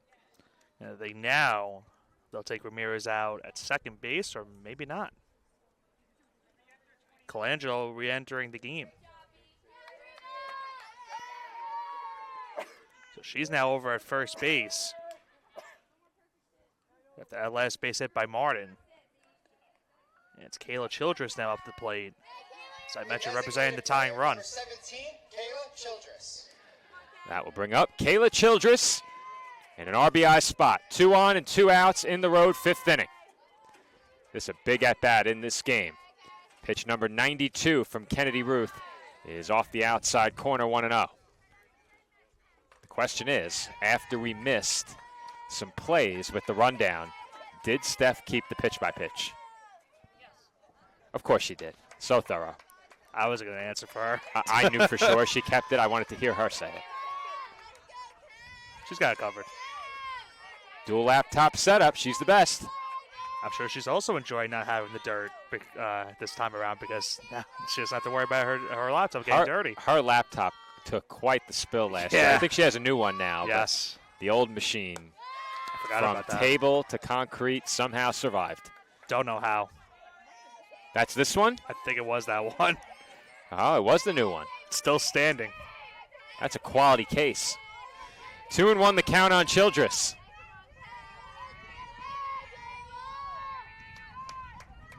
Pitch on the way from Ruth.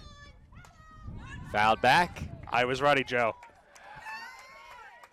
What are the odds that I get that opportunity in our first game? I would never. I mean, we haven't had an opportunity like that ever, I don't think. I've never had the opportunity to catch one. It's just the way the ball landed immediately over the netting. It's a perfect placement. drop. We're going to have that on loop on the Office TV next week. They're really not happy that I replayed it. They're going to tell me, get a tan. And I was glistening in the sunlight. As once again, Nick and I do not flinch. Foul ball, 2-2. That was me a couple years ago with Lou and Disney. That was not a fun time. You flinching? No, the sun, getting sunburned. Oh. And then us at Little League a couple years ago, too. We're not going to get into the science of it, but I'll tell you, with the improved diet, I have not burnt nearly as badly, as that's fouled back again. When in Florida and now back home in the sunlight for the first time, I've fared much better since implementing the clean eating. Though every once in a while, Nick, we have to make room for one of our sponsors, such as Buffalo Wild Wings, McDonald's, Jimmy Mac's. It might be a B-Dubs night after this game. Could be. Could be. Could be. Team USA doesn't play today, do they? They do. They do? They play Team Italy today. Oh, man, Pat might be in. Great matchup. Who does Pat root for? I think he's a USA guy. I'd hope so. As the 2-2 is swung on and missed, strike three. Ruth sets down Childress swinging, and that will do it for the Griffins in the top half of the fifth inning. Dolphins still in front by 3. Our score, Staten Island 9 and Chestnut Hill 6.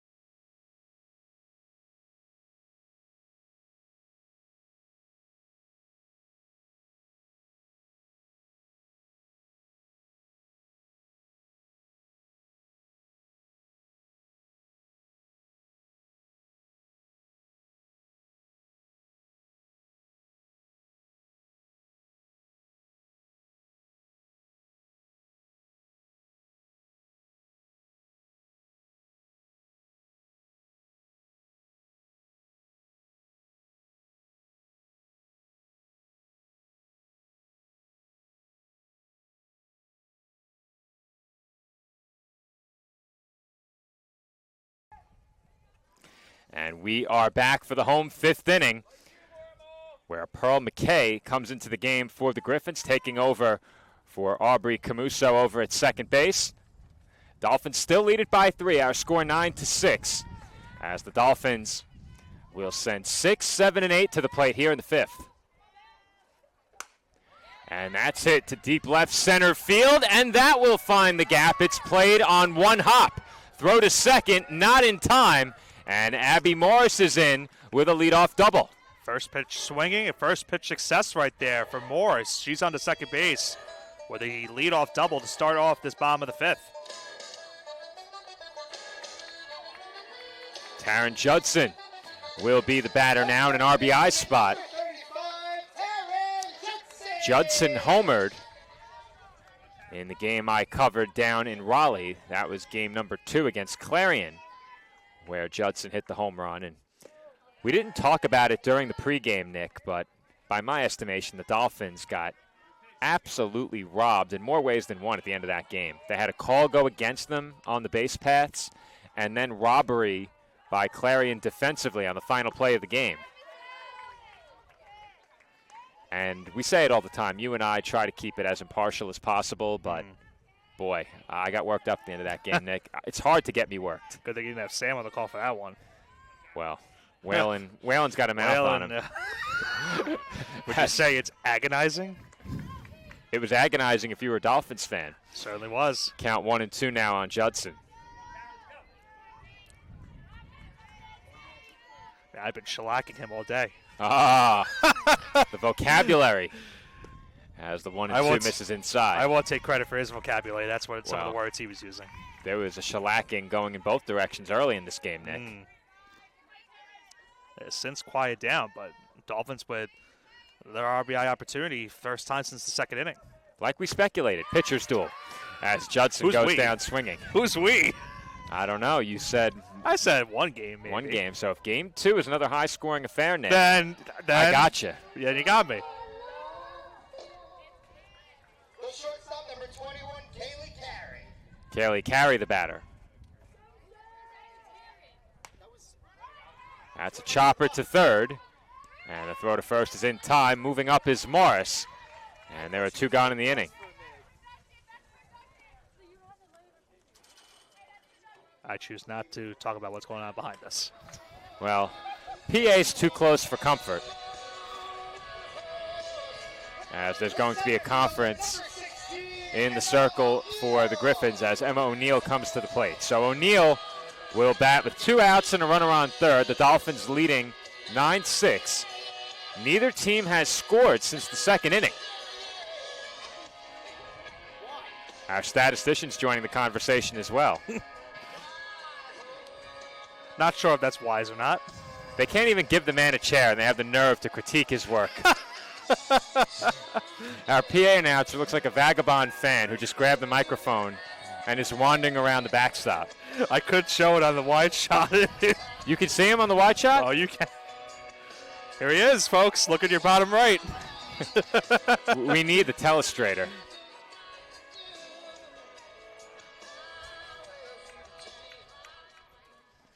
Oh, I got it. You got it? CFO, catching fouls off screen. There you go. There we go. There you go. There we go. We're going to put that on the wall in the office. That's going to. As O'Neill will try and bunt. That's going to stick. You hear that, Joe? CFO, catching fouls off screen. Wow, that's a good one. Joe's impressed. What does the assistant SID think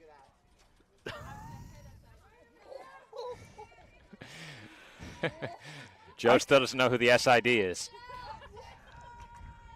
That's okay. I'll take the lead SID. As that's taken on the outside corner for a strike. It was nice knowing Joe Calabrese for all of our broadcasts. And, folks, we've just received word Joe Calabrese has been removed from staff on all future home games. 0-2 the count on O'Neill. He didn't hear you. It's okay. And there's a swing and a miss for strike 3. So a nice job there by Baker to get O'Neill swinging and keep the Dolphins off the board in the 5th. She's now pitched 3 scoreless innings out of the Griffins bullpen, and our score remains 9-6, headed to the 6th inning.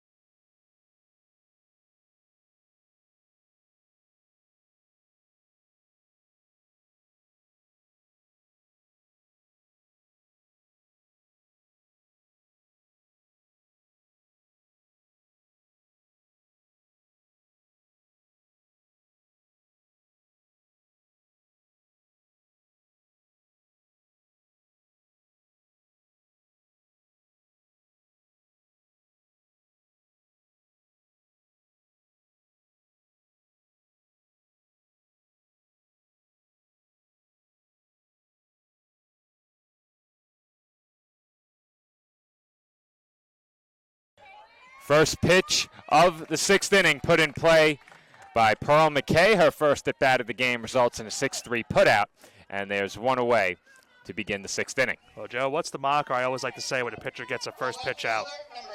Pitcher's best friend right there. I was going to say, Foreman's key to the game unlocked. Well, you've unlocked a lot of things after catching that foul ball. I've unlocked apparently. a new level of aura after I caught that foul ball, and I'm still basking in it right now. I said, Nick. folks, he was going to talk about this for weeks. It's going to be longer than that. We have 2 months left in the season, Nick, so you could have said months, and that would be accurate.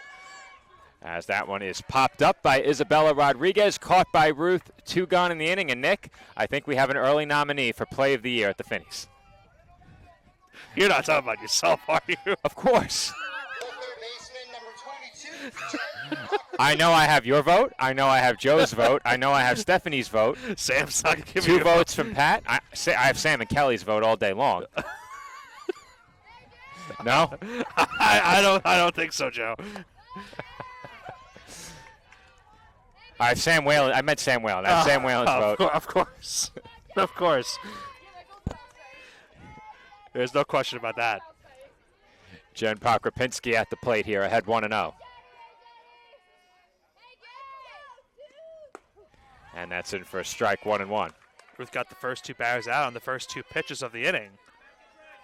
That last one being a pop fly right back into the circle. Do we still have our error flag? It hasn't popped up, but I think it's just because I clicked it a couple minutes ago. Well, a couple of minutes without it is pretty good. I would say that maybe 3 or 4 minutes ago I clicked it. Oh, that's good then, as that's fouled down the line. So for those who don't know, we're operating on Wi-Fi, broadcasting for the first time this season.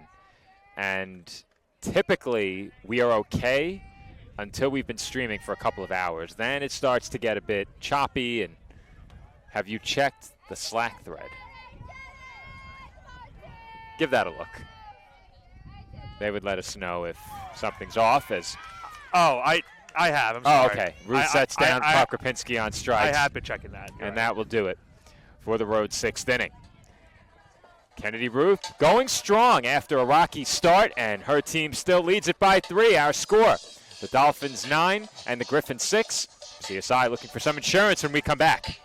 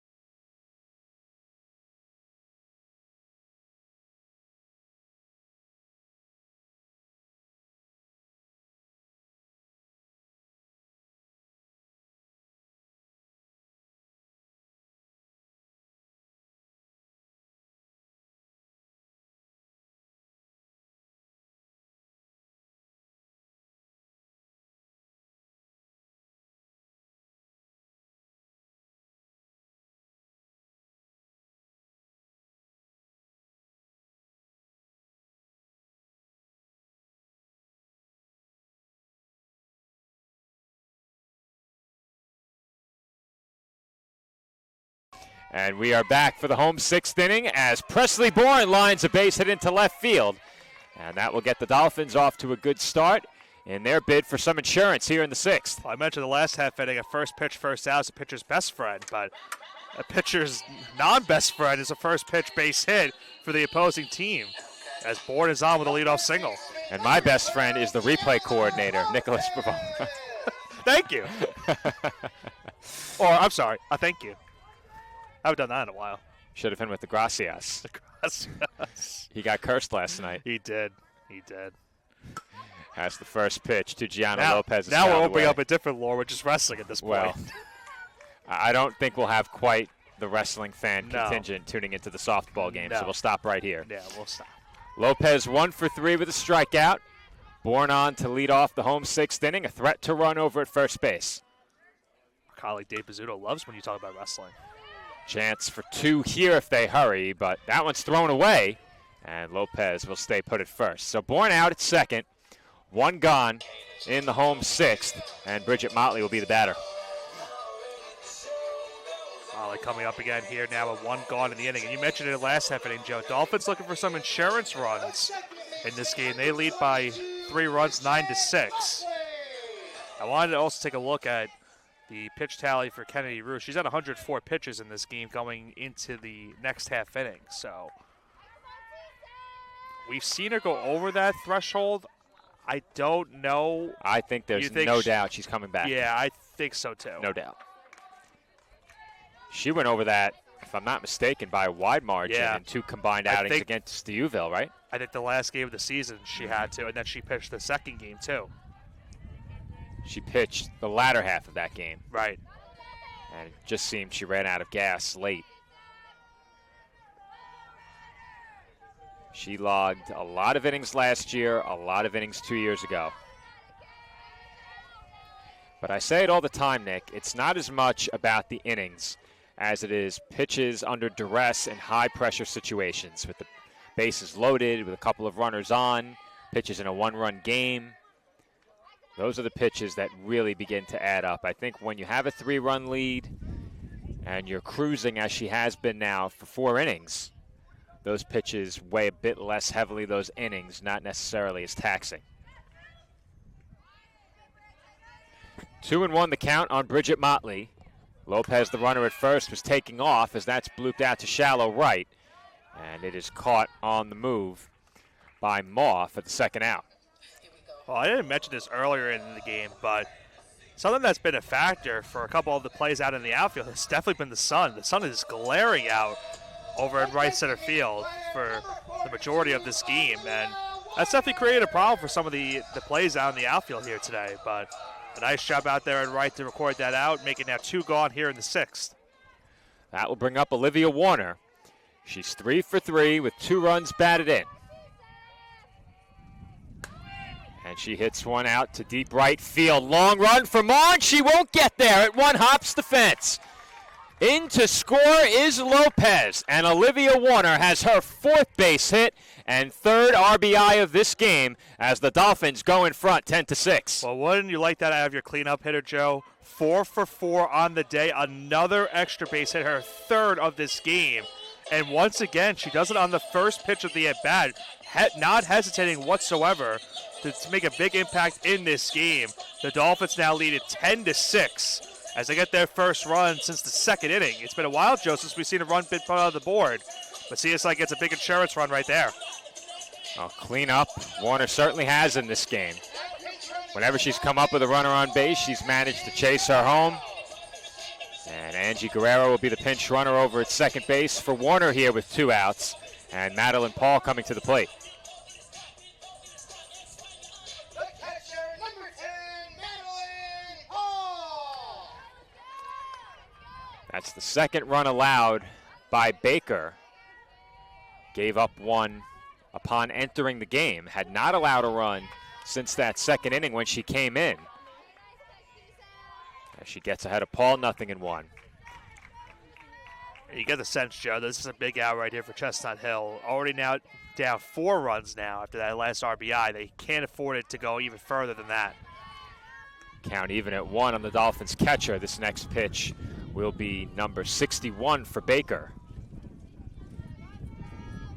If you're the Dolphins, it's certainly an advantage to have used only 1 pitcher in this game. As that's taken low, 2-1, but Nick, looking at the stats for the Dolphins, you'd presume Taryn Judson is option number 3. I think given what we've seen early in the year, the Dolphins are going to try and avoid pitching changes wherever they can.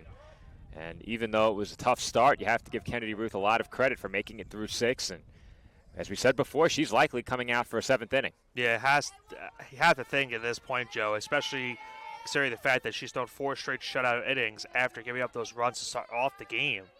So she's definitely earned the opportunity to do that in the top half of the 7th. 2-2. Hit in the air, shallow right center field, a problem area all day long, and once again, the Dolphins drop a base hit in that area of the turf.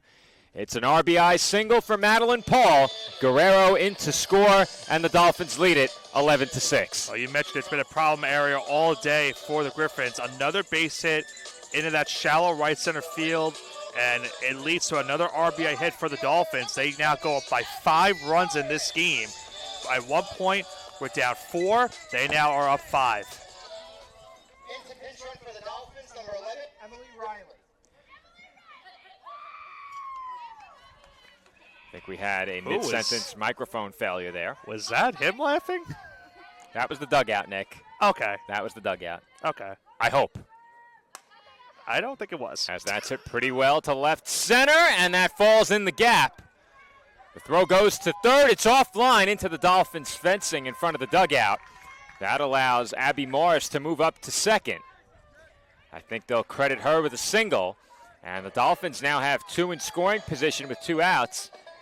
And Taryn Judson represents the winning run at the plate. Yeah, who would have thought, Joe, at this point the Dolphins could maybe walk it off with one swing.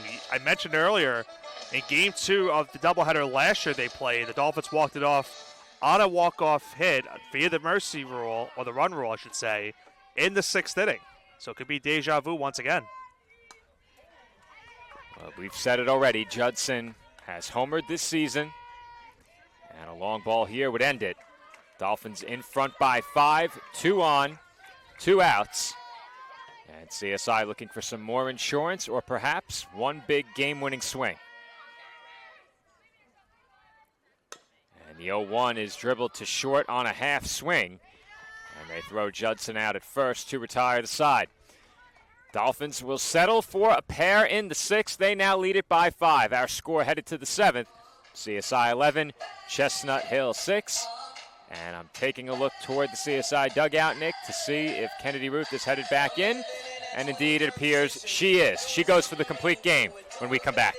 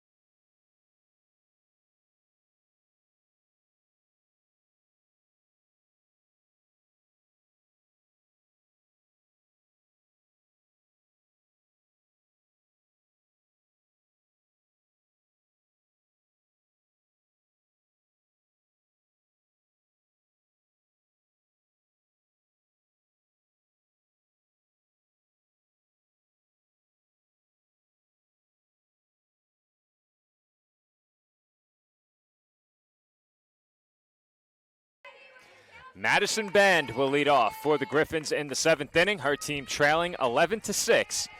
Chestnut Hill down to their final 3 outs.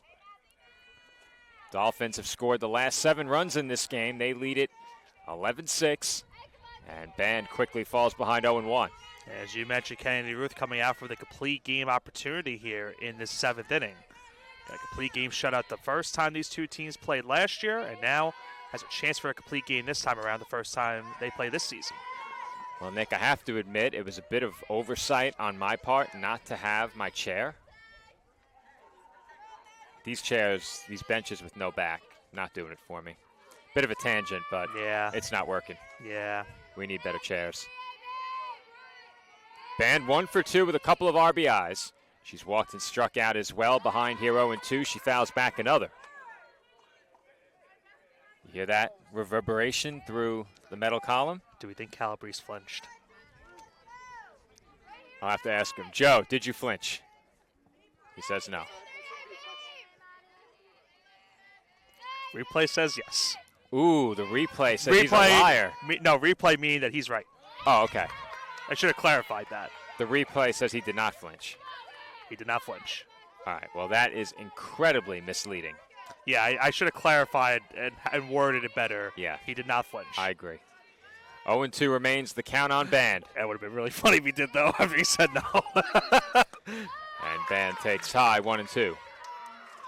The replay indicates you are a liar. And the replay, the replay test determines that was a lie. We are very much in the replay frame, which is how I know we're closer to the plate. Yeah. The 1-2.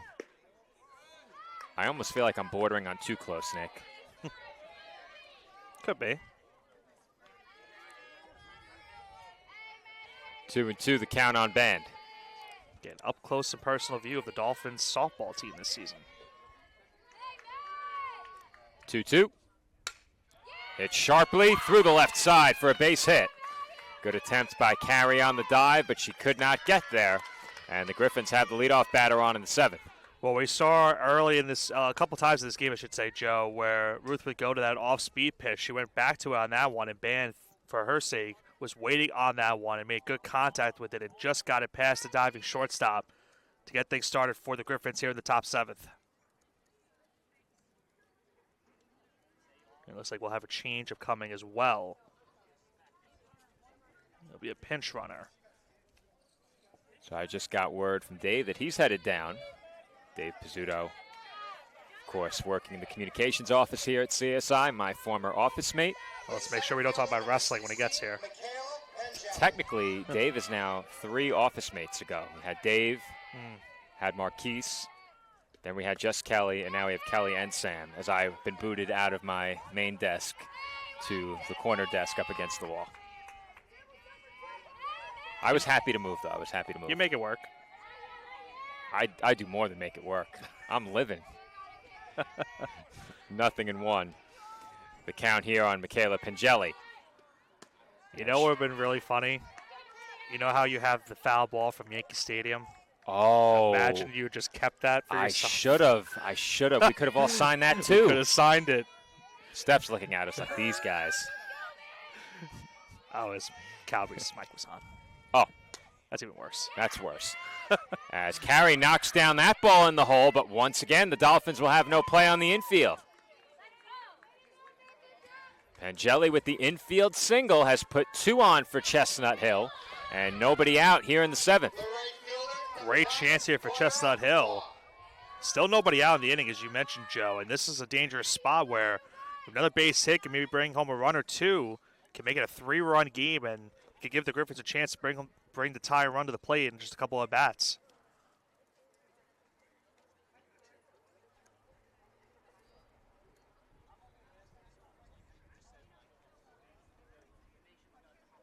Dolphins talking things over in the circle here, but those insurance runs now looming a bit larger. The Dolphins entered the bottom half of the 6th, leading by 3. They tacked on a pair, had a chance for more, but had to settle for just the 2 runs, and now the Griffins working toward potentially bringing the tying run to the plate.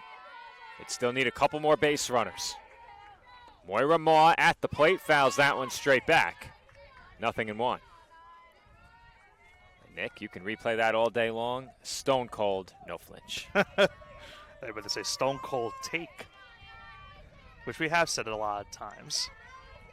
And when I said it, Joe was perplexed. The 0-1. Unfortunate. For those who don't know, Joe is our PA announcer, pacing around the concourse about 5 feet to our right. He's stationary right now. I made the joke that I heard him from my house when you guys were calling the games over at Columbia. There was quite the echo. Yes. The 1-1. Off the outside corner, 2-1. Very reminiscent of the PA we have here for baseball. Well, I'm known as a problem solver, the fixer of electronics. We're going to take a look at the PA system between games.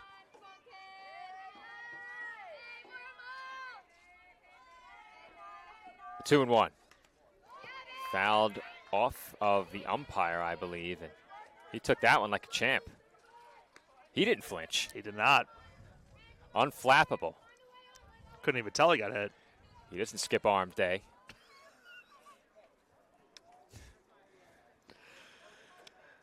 Yeah, I have no comment. I'm not sure how to comment. You'll get me talking about why it's important not to skip core work. Yep. After what happened to me 2 years ago. So you have to say something. That's true. A story told many times. Struck by a foul ball in the press box. That being said, our Chestnut Hill contingent probably hasn't heard it before. 2-2 the count on Maw. She calls for time. The old infamous, I got it. I had it all right. I had it straight into the ribs. Yeah. Came full circle today, catching it with the hands. I got it, Joe. Did she catch it? No. Almost an incredible play that would have overtaken me for play of the year just an hour later. That Finney Award almost went away from you. That Finney Award was almost snatched from my grasp by Madeline Paul right there. I think I would have had to give way and hand over the trophy if she caught that ball, Nick. The thing is, though, it would not have been on camera. I was just looking. I think she was too close to the backstop. I was just looking at the replay to see where it was, and it just got out of the frame at the last second. That one's popped up on the infield. Infield flies the call. There it is, Joe. Our favorite. Had to get one in to start the season. Had to get one. I'm disappointed you didn't raise the one, though. I had to switch the camera. You should have done it seamlessly. Click up. Jasmine Ramirez. Maw retired. You said it yourself on Saturday. It's not easy to do It is not, a couple of stuff like that. but it's only okay to have difficulties if I'm the one doing two jobs. Okay. You have to make it look easy Okay. every time. As the first pitch to Jasmine Ramirez misses for ball one. Ramirez 1 for 3 at the plate. That's a new chant, Nick. E-Y-E-I. Have you heard that one before? No. What do you think? That's something I also, I'm happy to hear calling these games. I always love hearing the chants from each dugout for softball. A for originality? Yeah.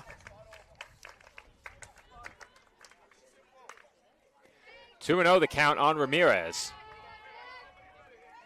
Ruth has really nothing to lose going after her here, and that's chopped on the ground to short. Carey has it, and her throw to first is wide and up the right field line. A run is in to score, and advancing to third on the errant throw is Pengelli. Well, still some life here for the Griffins in the top 7th. It's an E6 on the play. It's now a 4-run game, and Joe, if they get one more base runner on, the tying run will come to the plate for Chestnut Hill. A critical error right there for Carey and the Dolphins. As with that last play, I think we have Ruth at about 122 pitches. That's an approximation here, but that one hurts if you're the Dolphins. As you said, Nick, Chestnut Hill now just one base runner away from bringing the tying run to the plate. Pinch runner over at first base. 49, Cassidy Colangelo. I believe that's Bryn Pollard. You are correct. And keep in mind also, Joe, if Colangelo can get on, the top of the order would be up next. That's a big part of the equation as well, Nick, for sure. The big bats looming behind Colangelo, and if you're Ruth, that makes this an out you really want to get. It's been a busy inning for Carey at short as well. Had 2 hit deep in the hole, didn't have a play on either one. As that finds the corner for a strike, 1-1. Had to rush that last throw too because it was a little bit of a soft ground ball in the infield, and you had to make a quick throw. So, Nick, I think I might go as far as to say not only is this the earliest we've covered softball, it might be the longest game we've covered as well. As that's taken high, 2-1. Yeah, we're nearing the 3-hour mark. Not that long. We're at 2 hours and 13 Oh, minutes. right. Yeah, the Look at- the broadcast time Yes. and game time not the same. Yes. That's what I get for assuming the production truck start time. 2-1. Fouled away, 2-2. Be curious to see where Ruth goes on this pitch, Joe. 2-2. Do you go to the off speed to try to fool the batter? Do you maybe go to that patented fastball and try to just blow it right past Colangelo to get that out? We'll see what she does here on 2-2. 2-2 pitch. Hit right back toward the middle and through for a base hit. The throw goes behind the runner at second. And everyone is safe. It's an RBI base hit for Cassidy Colangelo. And it's now a 3-run game as Kayla Childress will come to bat as the tying run. Well, it looks like she went right back to the fastball, and great job by Colangelo drilling that one up the middle. Makes it a 3-run game, Joe. And, Joe, we spoke about it. How big now are those insurance runs that last half inning for CSI? Massive insurance run scored by the Dolphins.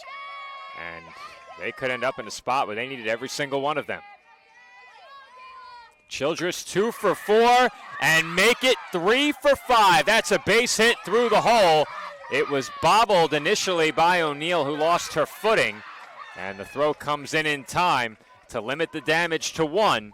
It's an RBI single for Kayla Childress, and the Dolphins now lead it 11-9. That's probably going to be all it is for Kennedy Ruth in this game. Dolphins now in danger. I don't know about that, Nick. You don't think so? I don't think so. Could be right, but regardless of what happens here, it's going to bring the go-ahead runner up to the plate for Chestnut Hill. And they will have the tying run now over at first base.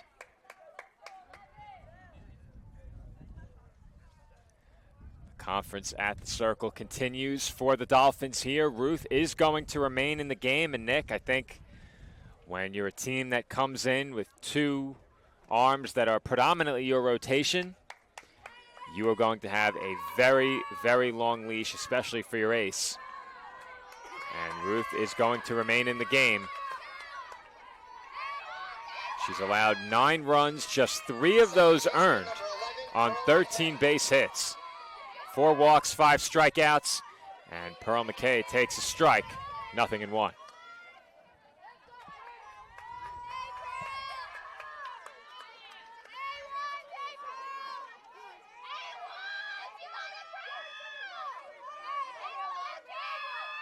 Long look in for Ruth ahead of the 0-1 pitch. That's fouled away. Once again, Ruth has a 2-strike count. Could really use a strikeout right here for the second out of the inning. This is a huge moment in this game, Nick. First and foremost, if you can, of course you want to get this out. Even better if you can keep the runner at first in doing so. The 0-2. Swung on and missed, strike 3. A big punch out for Kennedy Ruth as McKay goes down swinging for out number 2. And I will say, Joe, that was a huge pitch because she went on the inside with that fastball and was able to get the punch out on that play. A huge out number 2, and Chestnut Hill is down to their final out. Runners on the corners and 2 outs for the Griffins. As that first pitch sails high, 1-0. And Nick, if you're the Dolphins, you have to make sure you keep the ball in front of you behind the plate and do not allow the runner on first to move up. Yeah, certainly cannot allow that runner to get into scoring position. Give Chestnut Hill a chance with 1 swing to tie the game. The 1-0. In there for a strike, 1-1. Rodriguez 1 for 4 at the plate with a run batted in. No plate appearance in this game bigger than this one. Griffins down to their final out.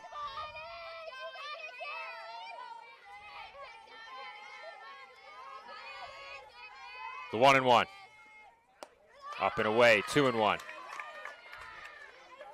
One other thing, too, is you don't want to put the go-ahead runner on base either with a walk. So early 2-1 advantage here. We're trying to avoid putting that runner on first. The 2-1. This is high, 3-1.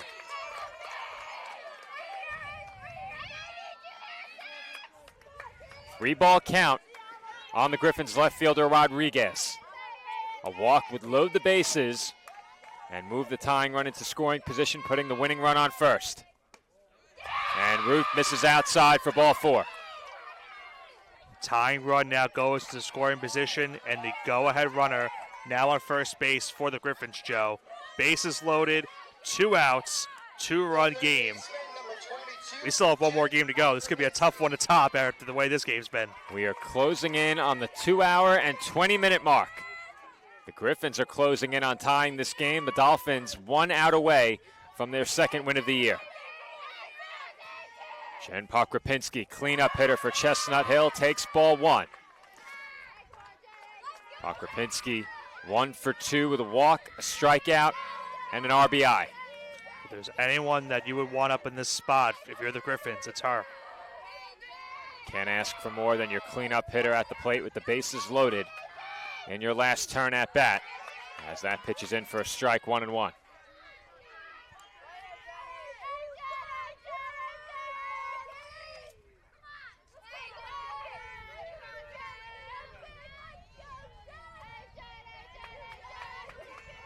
Here comes the 1-1 pitch.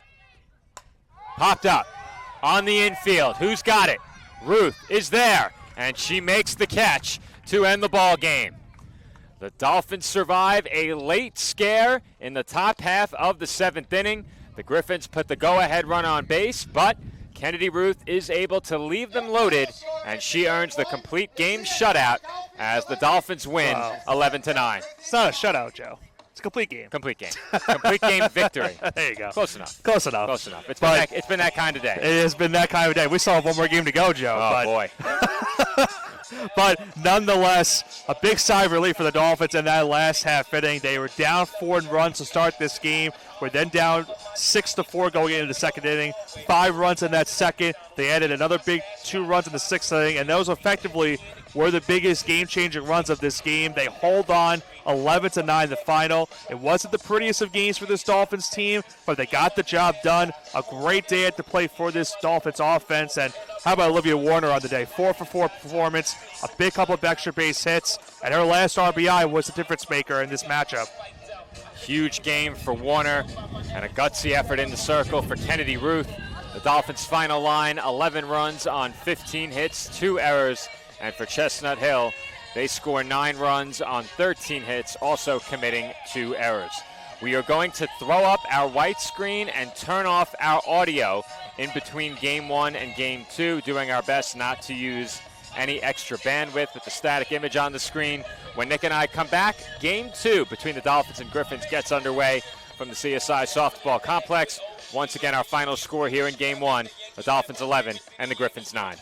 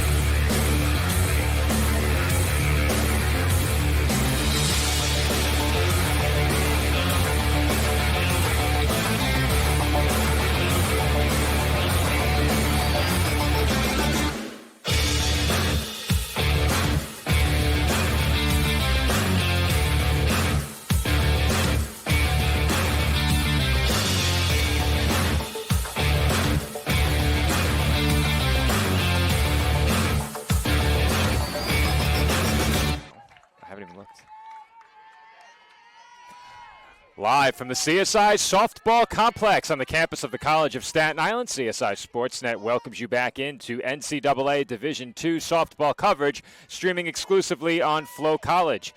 In Game 2 of today's non-conference doubleheader, the College of Staten Island Dolphins host the Griffins of Chestnut Hill College.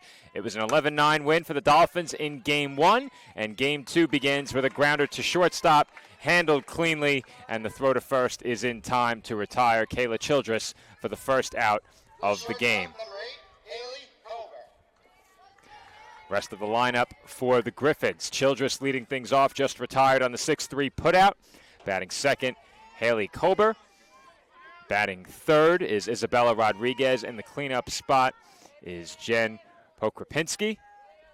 As Marina Guerrero deals a strike on the outside corner, 0-1 on Kober. Batting fifth is Madison Band. Batting sixth is Michaela Pengelli. Batting seventh is Braylee LaFisca, as that's fouled away, 0-2. Batting eighth is Pearl McKay, and batting ninth is Bryn Pollard. Starting lineup for the Dolphins: Presley Bourne, Gianna Lopez, Bridget Motley, Madeline Paul. We had a Madison on the other side. Rose Joseph, Julia Del Masto, as that one's fouled away. Del Masto is batting seventh. Make that sixth. Soleil Smith, 8th. Alyssa Acosta, 8th. And, man, Nick, I'm just all out of sorts. We had to scramble on the air. You take it. You take it. Oh, boy. Oh, man. There's a swing and a miss. Strike 3. I was trying to let you get through that. That was tough. Yeah. Smith 7th, Acosta 8th, and Cohen 9th. There you go. There we go. There we go. There we go. 20 runs in game 1. I'm excused. You're still thinking about your web gem. That's why. Well, any aura I gained from that catch is gone now. It's only calling me with maybe Steph and I, but that's about it. Isabella Rodriguez. As long as no one else heard it, but unfortunately the people at home heard it. Isabella Rodriguez, the batter. To be fair, Nick, we don't have printouts. That one's chopped toward the middle, gloved by Guerenner. Her throw to Smith in time, and the Griffins are retired in the top half of the first inning. It's a 1-2-3 start for the Dolphins right-hander. No score. CSI comes to bat in the bottom half of the first.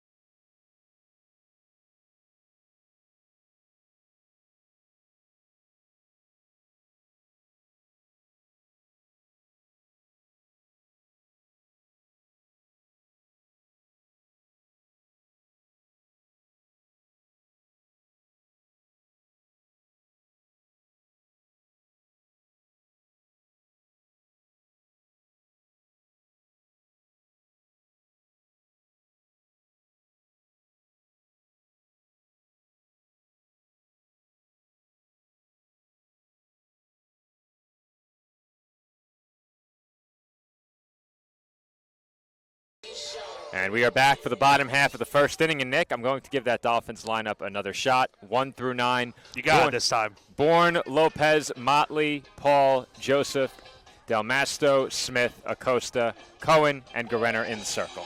There we go. Better. I think it may have been a bit difficult to follow before. Man, if you had did that and said Mound Oh, that, boy. That would have been tough. That would have been on the replay reel tomorrow instead of my catch in game 1. Really tough. Yeah. Got through the whole lineup on a retry and said the wrong thing. Ooh, that would have been, as Pat would say, diabolical. Presley Bourne leads things off for the Dolphins and takes high, ball 1. Now, did we get the box score online? I bet we did. Of course we did. We're the best. Why are we questioning it? You notice how I didn't question it too loud?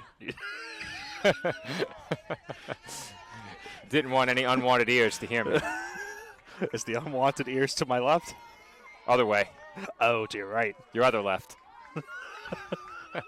The 2-0 to Bourne is offered at and missed, 2-1.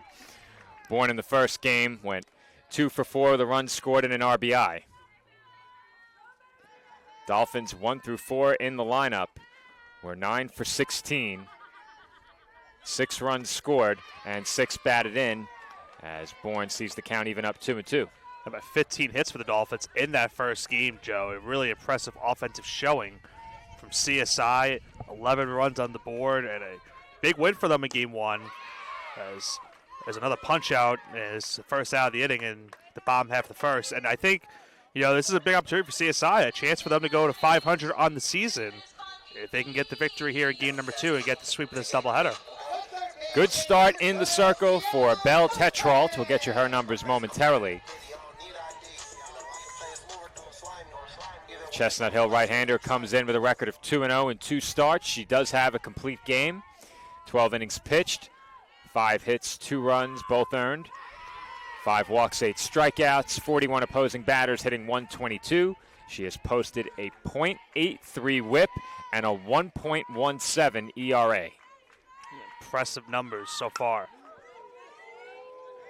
See, Nick agrees with me. No printouts. That's the issues. Nick's listening back in the office. Yeah, that was a rough go of it for sure. I was rolling before that. You were. You were. A lot of names, to be fair. It wasn't that. It was the order. Yeah, and once I butchered the order, I started butchering names. Is time being called? It could be an issue with the delivery of Tetrault. Meanwhile, Gianna Lopez has a 1-2 count at the plate. Certainly not what someone said behind me in the stands. Well, they'll settle for rosin. 1-2 the count on Lopez.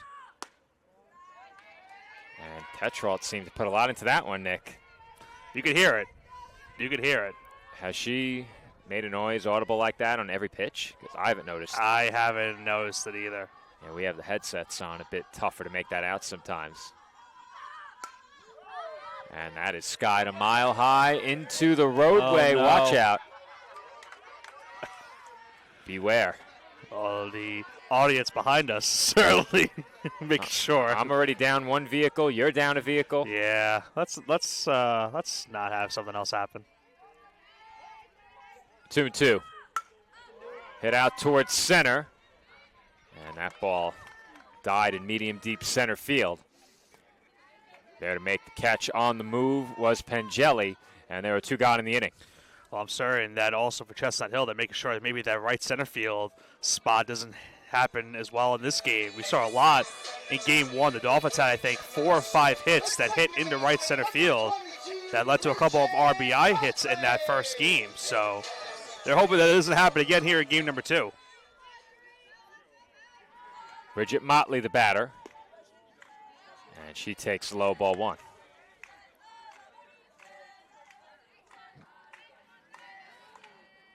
Motley 2 for 4 with 2 runs scored and 2 RBIs during game 1. 1-0 pitch. Hit sharply on one hop to short. And the throw over to first is in time from Coburn to retire Motley and the Dolphins.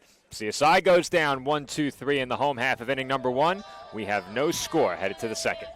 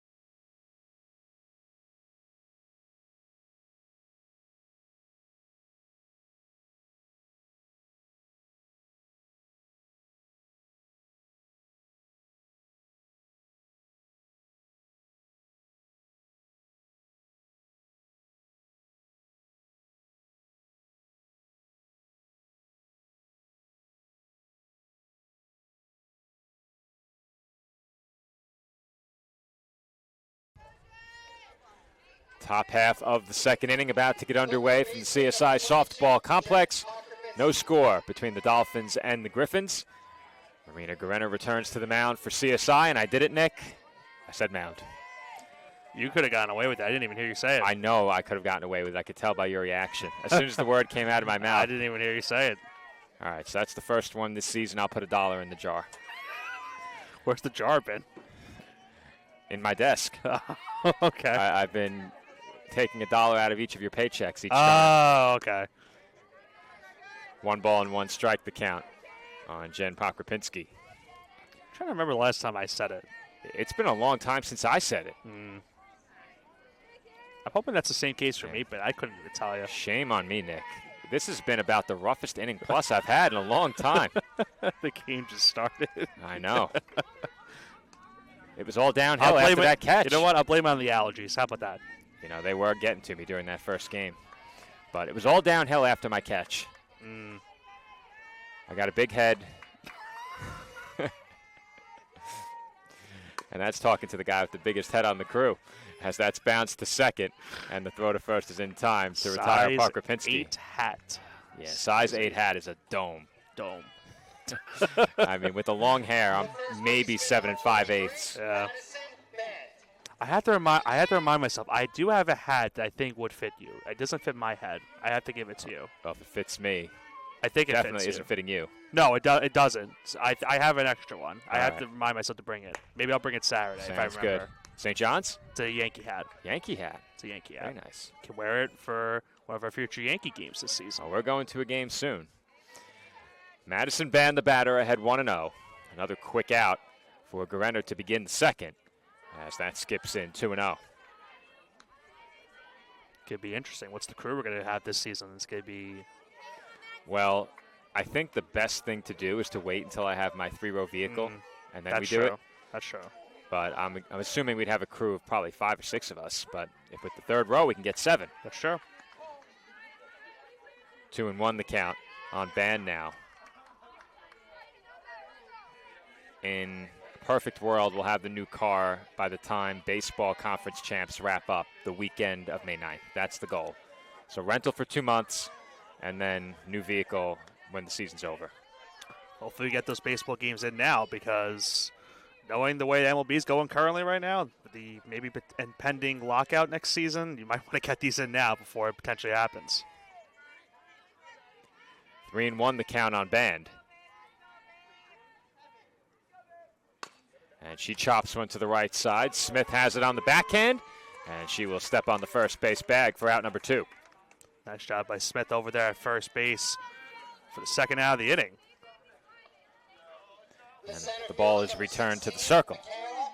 I'm going to have to compensate. Yeah, I think now, because I think that's what happens. Once you say it, now you have to overstate circle the rest of the game, Yeah, I mean, unfortunately. Shame on me.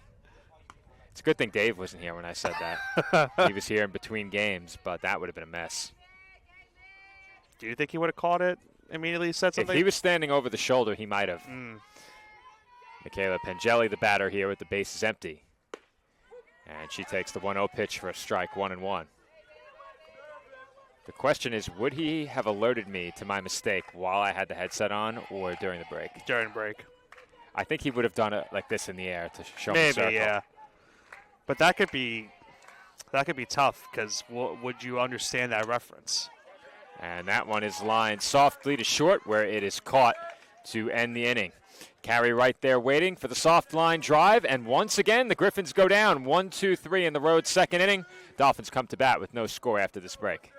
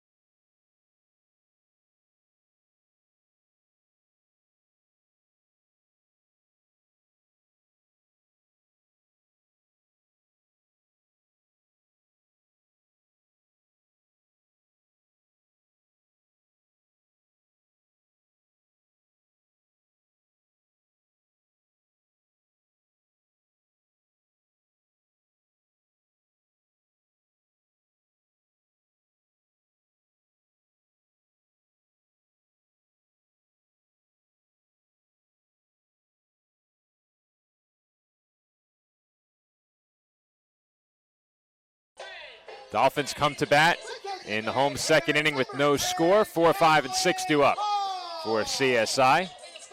Bell Tetrault back to the circle for Chestnut Hill. I'm back in rhythm now, Nick. And there's a swing and a miss by Madeline Paul. I have to do a tally. I might put up a graphic on how many times you say it. In the lineup, I butchered 2 names along the way down, including Madeline, so I apologize for that. There's a swing and a miss, 0-2. To be fair, I did say Madison about 30 seconds before. When you have that first initial and not the full first name on the sidearm live stats, they'll get you sometimes. As that one's fouled straight back. Stays 0-2. If you can't laugh at your own misfortune, then you need to find a sense of humor, right, Nick?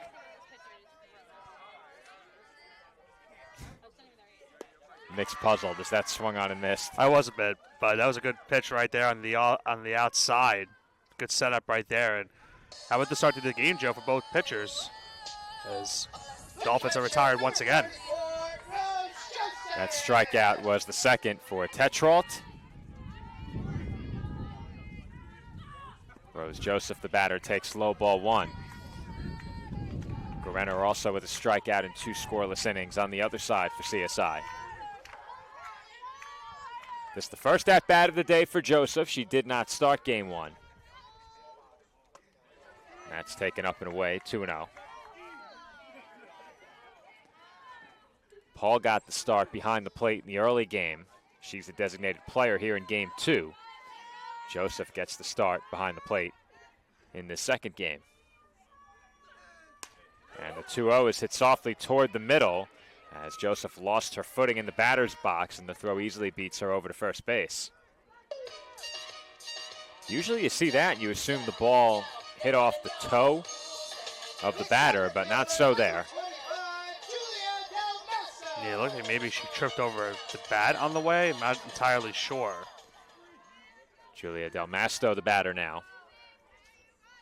She gets the start in center field as that one is pulled foul out of play down the left field line. Dolphins keeping the top half of the order largely the same here in game 2. Olivia Warner not in the lineup after a huge game 1. But 3 of the first 4 bats in the lineup the same. Paul takes over the cleanup spot, followed by Joseph and now Del Masto, who is behind 0-2. That was a really tough pitch to hit right there. That looked like maybe a little bit of a slider, but it was off speed regardless. Not easy to hit. And Tetrault has been really impressive early in this game. That's her 3rd strikeout as she makes quick work of the Dolphins in the bottom half of inning number 2. We head to the 3rd. Still no score between the Dolphins and Griffins.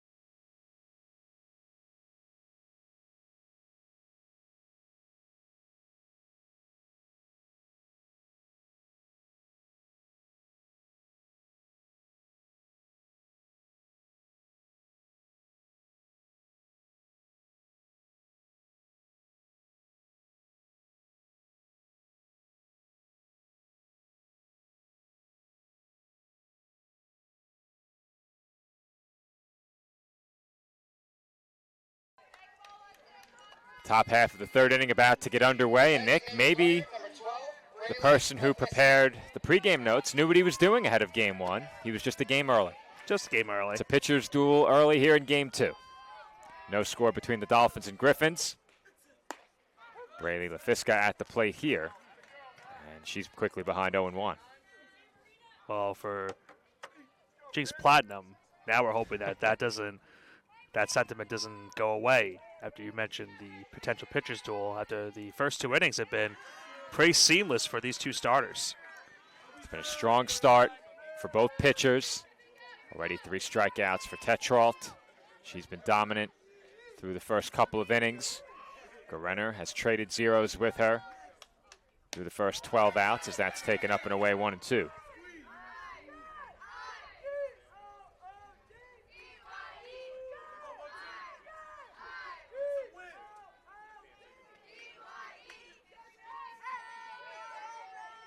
One, two, fouled off.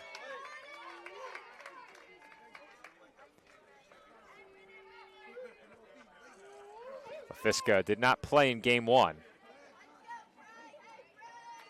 Left-handed batter leading off here in the 3rd. Still behind 1-2. And that's tapped on the ground toward 3rd. And the strong throw over to first in time from Lopez. One away in the inning. That was a soft dribbler down that third base line. Not an easy play over at third for Lopez, but just got the throw in time for the first out. Number 11, Earl McKay. Lopez has been shorthanded over at third base today.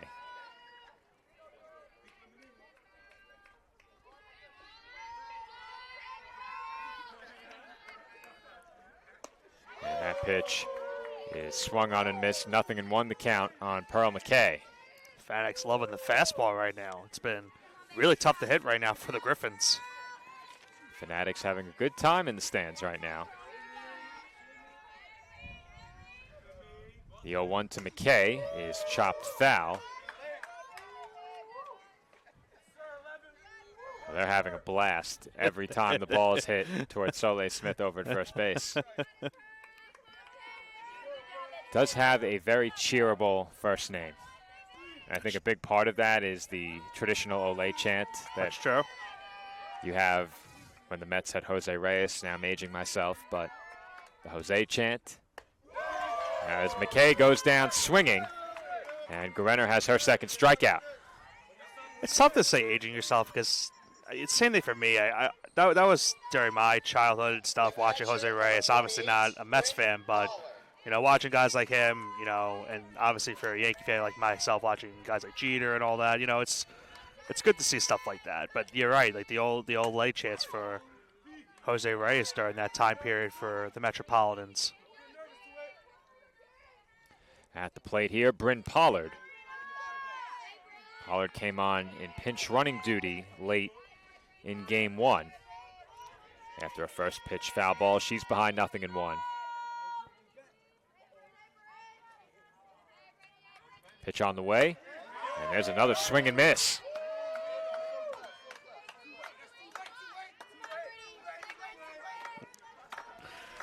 Still laughing at the chants from the bleachers. It's like the bleacher creatures you hear sometimes in Yankee Stadium. If we get one more pitch, I'll give you Guerrero's numbers, but that may have to wait as she gets a soft ground to the short, and Pollard is retired.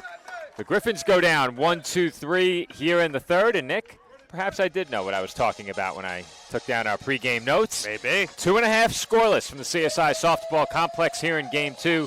Dolphins come to bat after this break.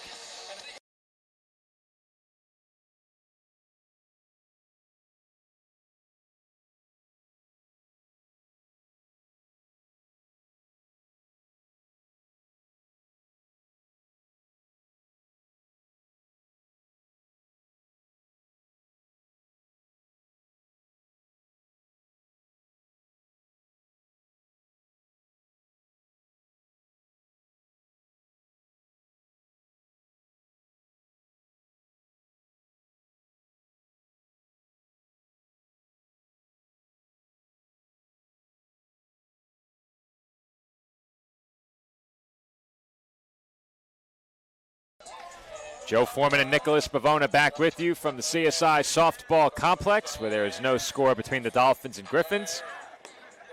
I mentioned prior to the break that if we had one more pitch, we'd get you the numbers for Marina Guerrero. Instead, we'll give you those now. She comes in with a 4.61 ERA and a 1.46 WHIP, a record of 1-2 in 3 appearances and 2 starts. She has 2 complete games, 13 2/3 innings pitched, 14 hits, 13 runs, 9 of those earned. She has walked 6 and struck out 12. 59 opposing batters are hitting .237 against her. And so far, Joe, she is 9 up, 9 down to start this game. Let the audience make note that Nick is the one who mentioned that first. I didn't say anything. 1 ball and no strikes, the count on Soleil Smith. I'm just saying the obvious. It's 9 up, 9 down. And our audience is inferring the obvious now. Well, Context clues, Nick. Well, you could have left it at that. I'm Jinx Platinum. I can't do that. You're just trying to make up for it. 2-0 the count on the Dolphins' first baseman. He's Smith. saying internally, man, I wanted to say that. Not until the 5th inning's over. When we come back for the 6th, I am not going to waste a second. 3-0 the count on Smith. The question is, have you ever seen a Major League or Division I collegiate broadcast where they intentionally did not make reference to it? No, It's not a thing. That's why. It's just not a thing. It's not a thing. But in my opinion, there is a certain time period where you 2/3 of the way through exactly is the definitive. exactly. And I've never once gone ahead of that. It just so happens that whenever we reach that point in the game, and I mention it, the bid is over. It's immediate. It's not even like a hesitation, and it happens a couple seconds later. It's immediately happens. Yeah. Immediate. Same at bat usually. Right. We'll see if we get a chance today. It'll be the first pitch, knowing your luck. Count full on Soleil Smith. She leads off for the Dolphins in a scoreless game here in the third. And that's popped up on the infield, right side, and caught. One away. Only having to deal with the sun, but also having to deal with the bleacher creatures on that play. What do you think? Maybe another half hour to 45 minutes of sunlight? Well, the clock did move forward, right? Yeah. Okay, so maybe we're an hour to that. We're going to have it for a little bit. All right, forgot about that. Yep. I woke up, I think it was yesterday, the day before, and the clock read noon. I was like, I slept late. Yeah. 11 is late, but noon was something else. A couple of days ago, and, someone asked me, do you want something for dinner? And I said, it's only 5 o'clock. I'm not going to eat now. And then I'm thinking, oh, wait, it's 6 o'clock now. There's a line drive to left field off the bat of Alyssa Acosta, but that was caught on the run by Rodriguez. And it should be noted, Nick, that Alyssa Acosta has taken her sister's number. She now wears 34, previously wore 12. Of course, Anissa graduating following the conclusion of last season. Good homage right there from her sister taking that number. I bet the family's listening. Sure they are. One of many families that has come and thanked us for the work we do here on Sportsnet at times throughout the last few years. It's hard to believe, Nick, for you and I, this is the 5th year we've been calling games together here at CSI. Yeah.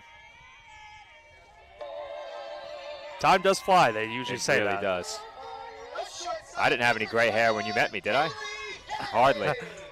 I feel like you're setting me up for a bad answer. Well, we have photo evidence, so it's okay. The answer was no, I did not. Okay, good. I wasn't going to answer that. Years of hard work and dedication take a toll on your follicle color, I guess. Man, imagine you asked Sam that on Saturday. If I had gray hair when he met me? Well, he would have said no because you were dyeing your hair back then. He saw me this year and it's like, Joe, what happened? 2-0 the count on Jennifer Cohen getting her first at bat of the day. She gets the start at shortstop as that's hit in the air. Now, Nick, I think we have an error in the lineup, so they're fixing that now. I was going to say that is not Cohen at the plate. No. That is Kaylee Carey at the plate, and they are fixing the lineup as we speak. So Carey pops up and is retired to bring the third inning to a close. Still no score between the Dolphins and Griffins as we head to the fourth. Hey, you know what, Joe? Before we go to break, I'm going to double down. 9 up, 9 down now for the Griffins. Very nice, very nice.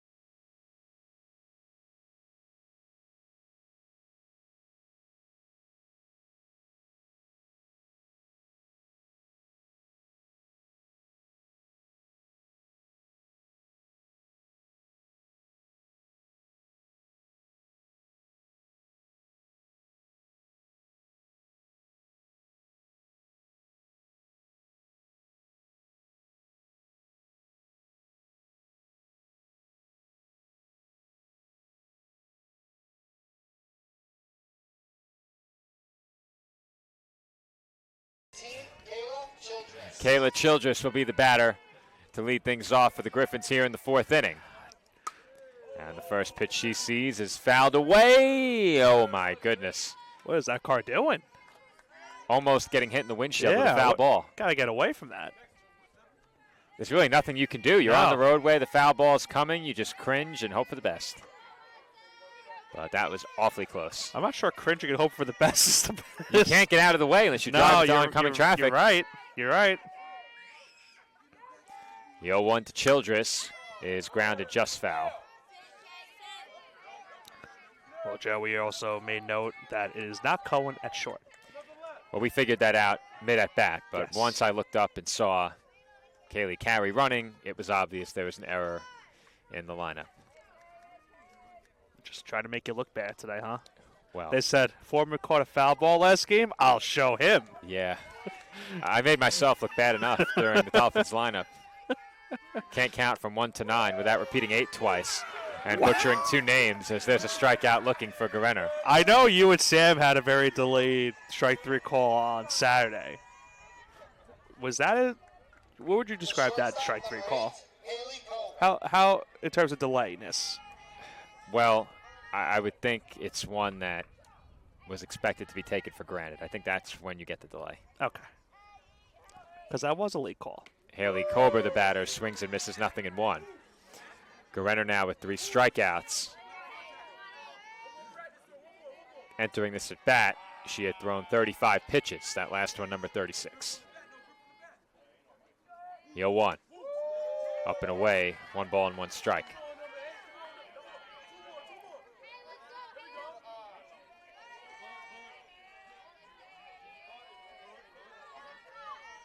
Bleacher Creatures expect a bunt, maybe. I don't see it. A lot on that pitch, Nick. You could hear the pop of the mitt Yeah. on that last delivery. 1-2 now, the count on Kober. Fanatics are having a blast up there. They certainly are. 1-2. Swung on and missed. Strike 3. Just mowing down these hitters now. Another punch out. Make it now 4 and 2 gone here in the 4th. Gerenner dealing right now. The left fielder, number 6. And Isabella Rodriguez will be the batter with 2 away here in the road 4th inning.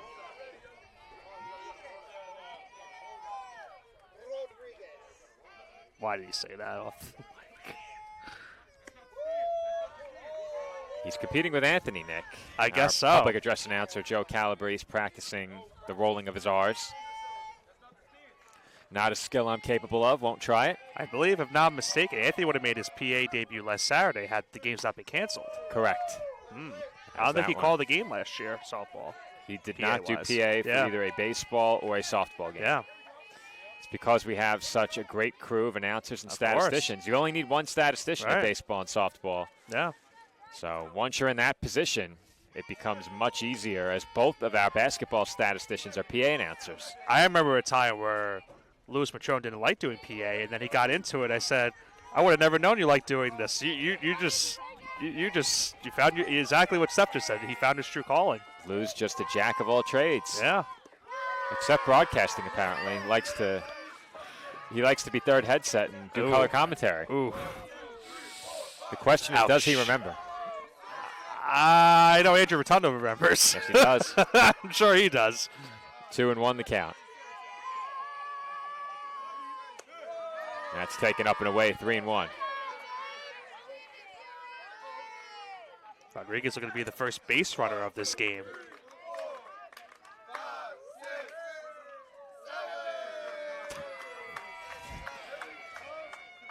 What was that count in reference to? I don't know. Me Maybe either. the steps back into the plate, into the batter's box. Count 3-1. And that is sliced foul. Let's see. Nope. A walk would give the Griffins their first base runner. And if Gerenner can get Rodriguez, she would have a 4th consecutive 1-2-3 inning.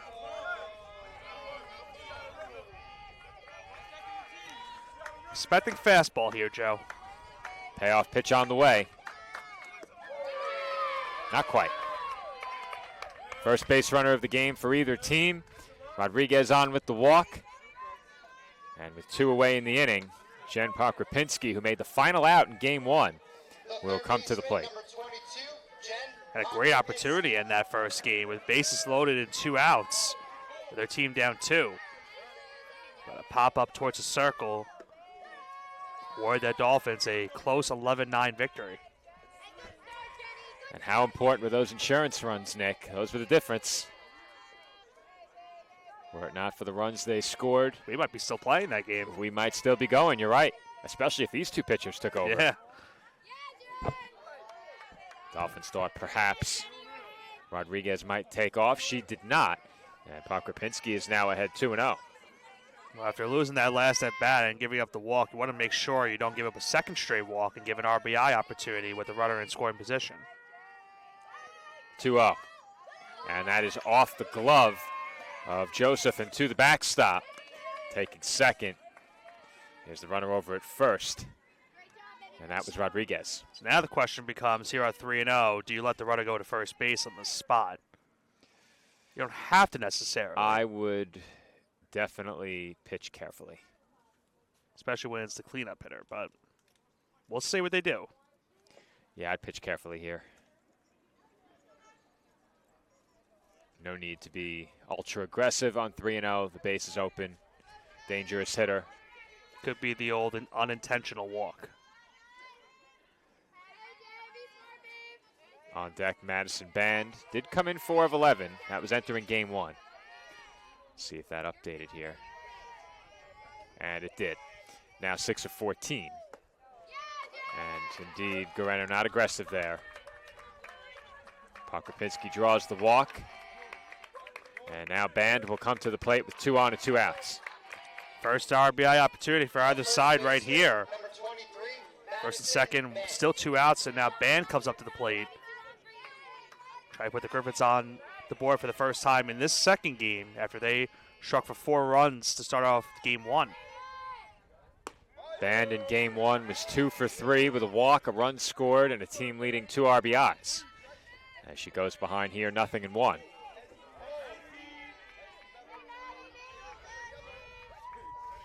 She grounded out her first time up and takes up and away here, 1 ball and 1 strike.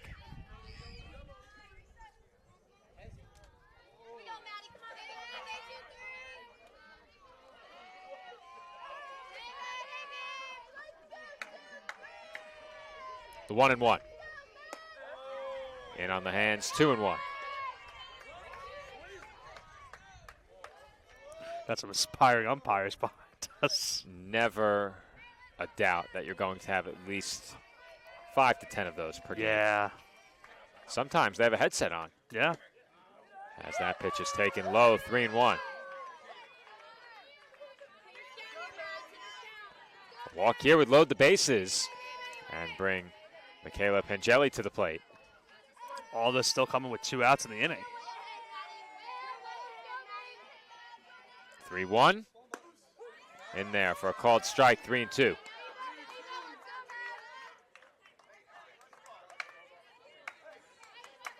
Runners will move on the pitch. 3-2 with 2 outs. Guerrero looking for strikeout number 5 or a big third out. However, she can get it, and she will get a 1-hopper to Smith over at first base, and that will do it for the Griffins in the 4th inning. 2 stranded by Chestnut Hill, and we remain scoreless. Dolphins come to bat in the home 4th after this break.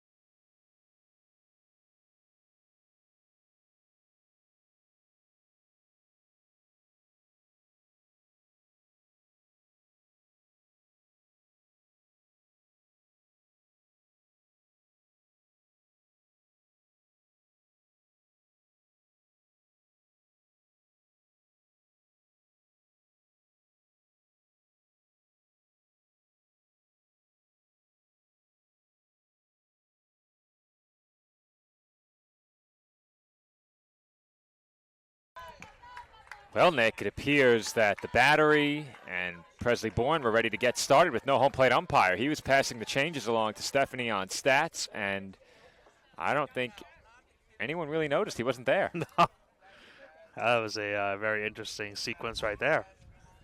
But what we were being relayed to is now Devin Warner is over at second base. Pearl McKay now moves over to first. I believe those are the two changes that happened going into this half inning.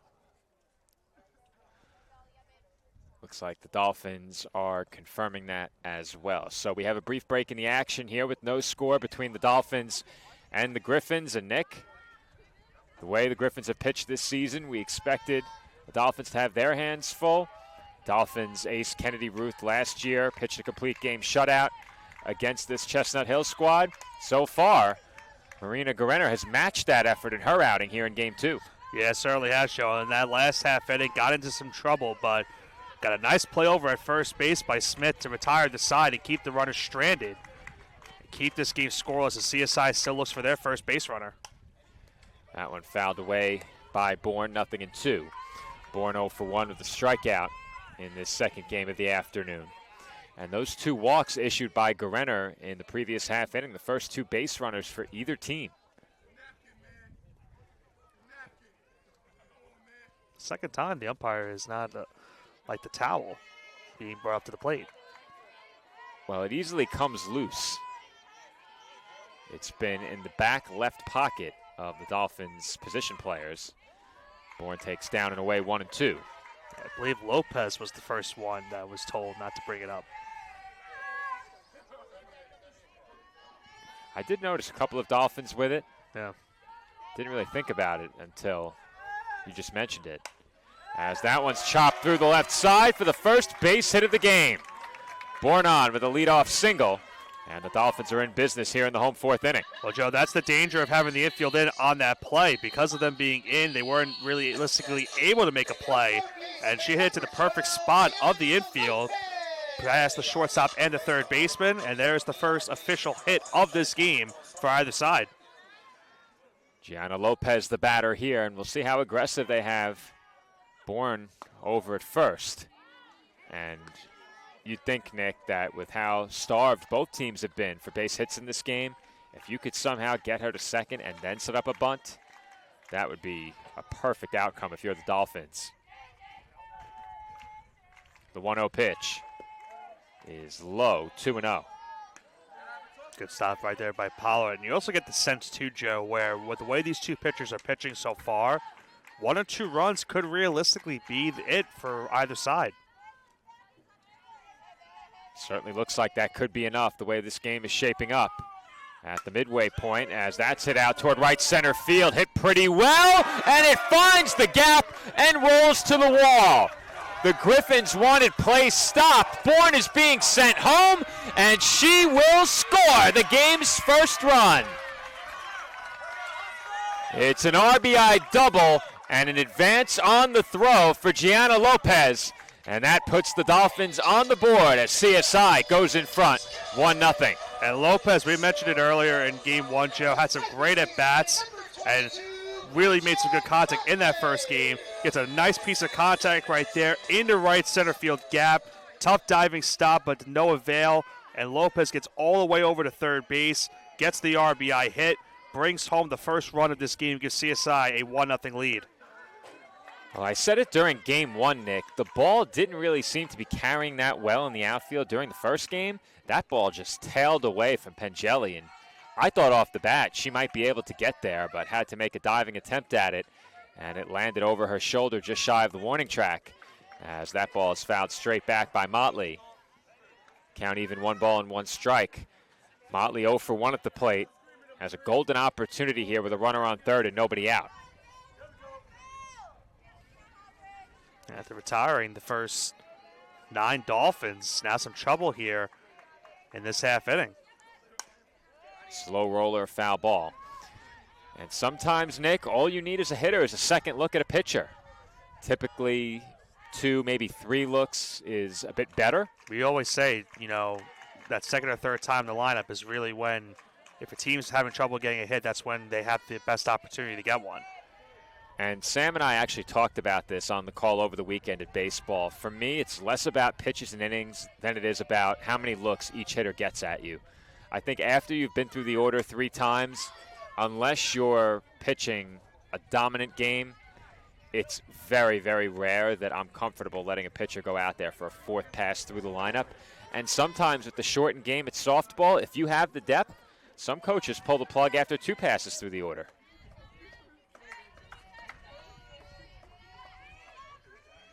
1-2 now, the count on Motley.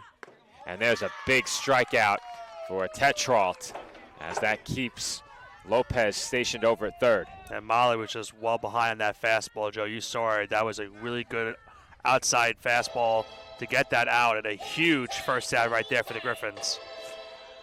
Madeline Paul will ditch the numbered rally towel. I guess that's what we'll call it, right? Guess so. That's the best I've got. Number 10, Madeline Hall. Paul 0 for 1 with a strikeout. And now with 1 out in the inning, it becomes massive for the Dolphins to find a way to get this run in from third. I could just relay some information, Joe. Paul bunts.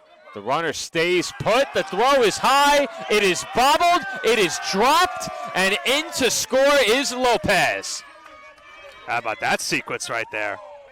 The Dolphins double up their lead. It's now 2-0 Staten Island. And Nick, you said you had some information. Yeah, someone might have announced it as designated hitter, not designated player. Not the worst mistake you can make, Could but be on a worse, day where yeah. I've made several during the You'll be introduction okay of with lineups, it, yeah. I'm going to hammer it and say, Joe, how could you? That's terrible. I didn't say who it was. Well, Someone said it. I was relayed that message. I'm just the messenger. How about those who pay attention to our ramblings would know by now that Joe is the PA announcer. that? If someone had not told me that, I would have never known. A certain status. A certain statistician nitpicking. Could be worse. You could be saying a certain, word in front of 0. Well, I'd See get how I on did- you for that one. See how I didn't say it that time. I might take the mic away. Action resumes now with Rose Joseph at the plate. Dolphins leading 2-0. And that's hit sharply on the ground. Through the middle, base hit. On to second goes Paul. And on with a single is Joseph. The Dolphins now have 2 on and just 1 out. What a game this has been for the Dolphins, Joe. You mentioned it. The first round out for this Dolphins lineup, they were having trouble getting any contact. And now here in this 4th inning, making some great contact. They got also an error that helped them get a run in, and now they have 2 runners on with still just 1 out. Julia Del Masto at the plate here. And she takes low and inside, ball 1. Del Masto struck out her first time up. And Nick, this inning has come seemingly out of nowhere. The Dolphins did not have a base runner through the first 3, and they look like a different team at the plate against Tetrault here in the 4th. The 1-0 gets away, and far enough for both runners to advance. That's going to be a passed ball charge to Pollard. And the Dolphins now have 2 in scoring position, which will draw the infield in. Count now going to 2-0 as well, so really dangerous spot here. Another hard-hit grounder, and it's a 4-run game as Del Masto shows bunt and pulls it back 3-0. Could be in the spot now where maybe you bring that runner to first base and just try to get the out at any base with Smith on deck. 3-0 the count. Pitch on the way. In for a called strike, 3-1.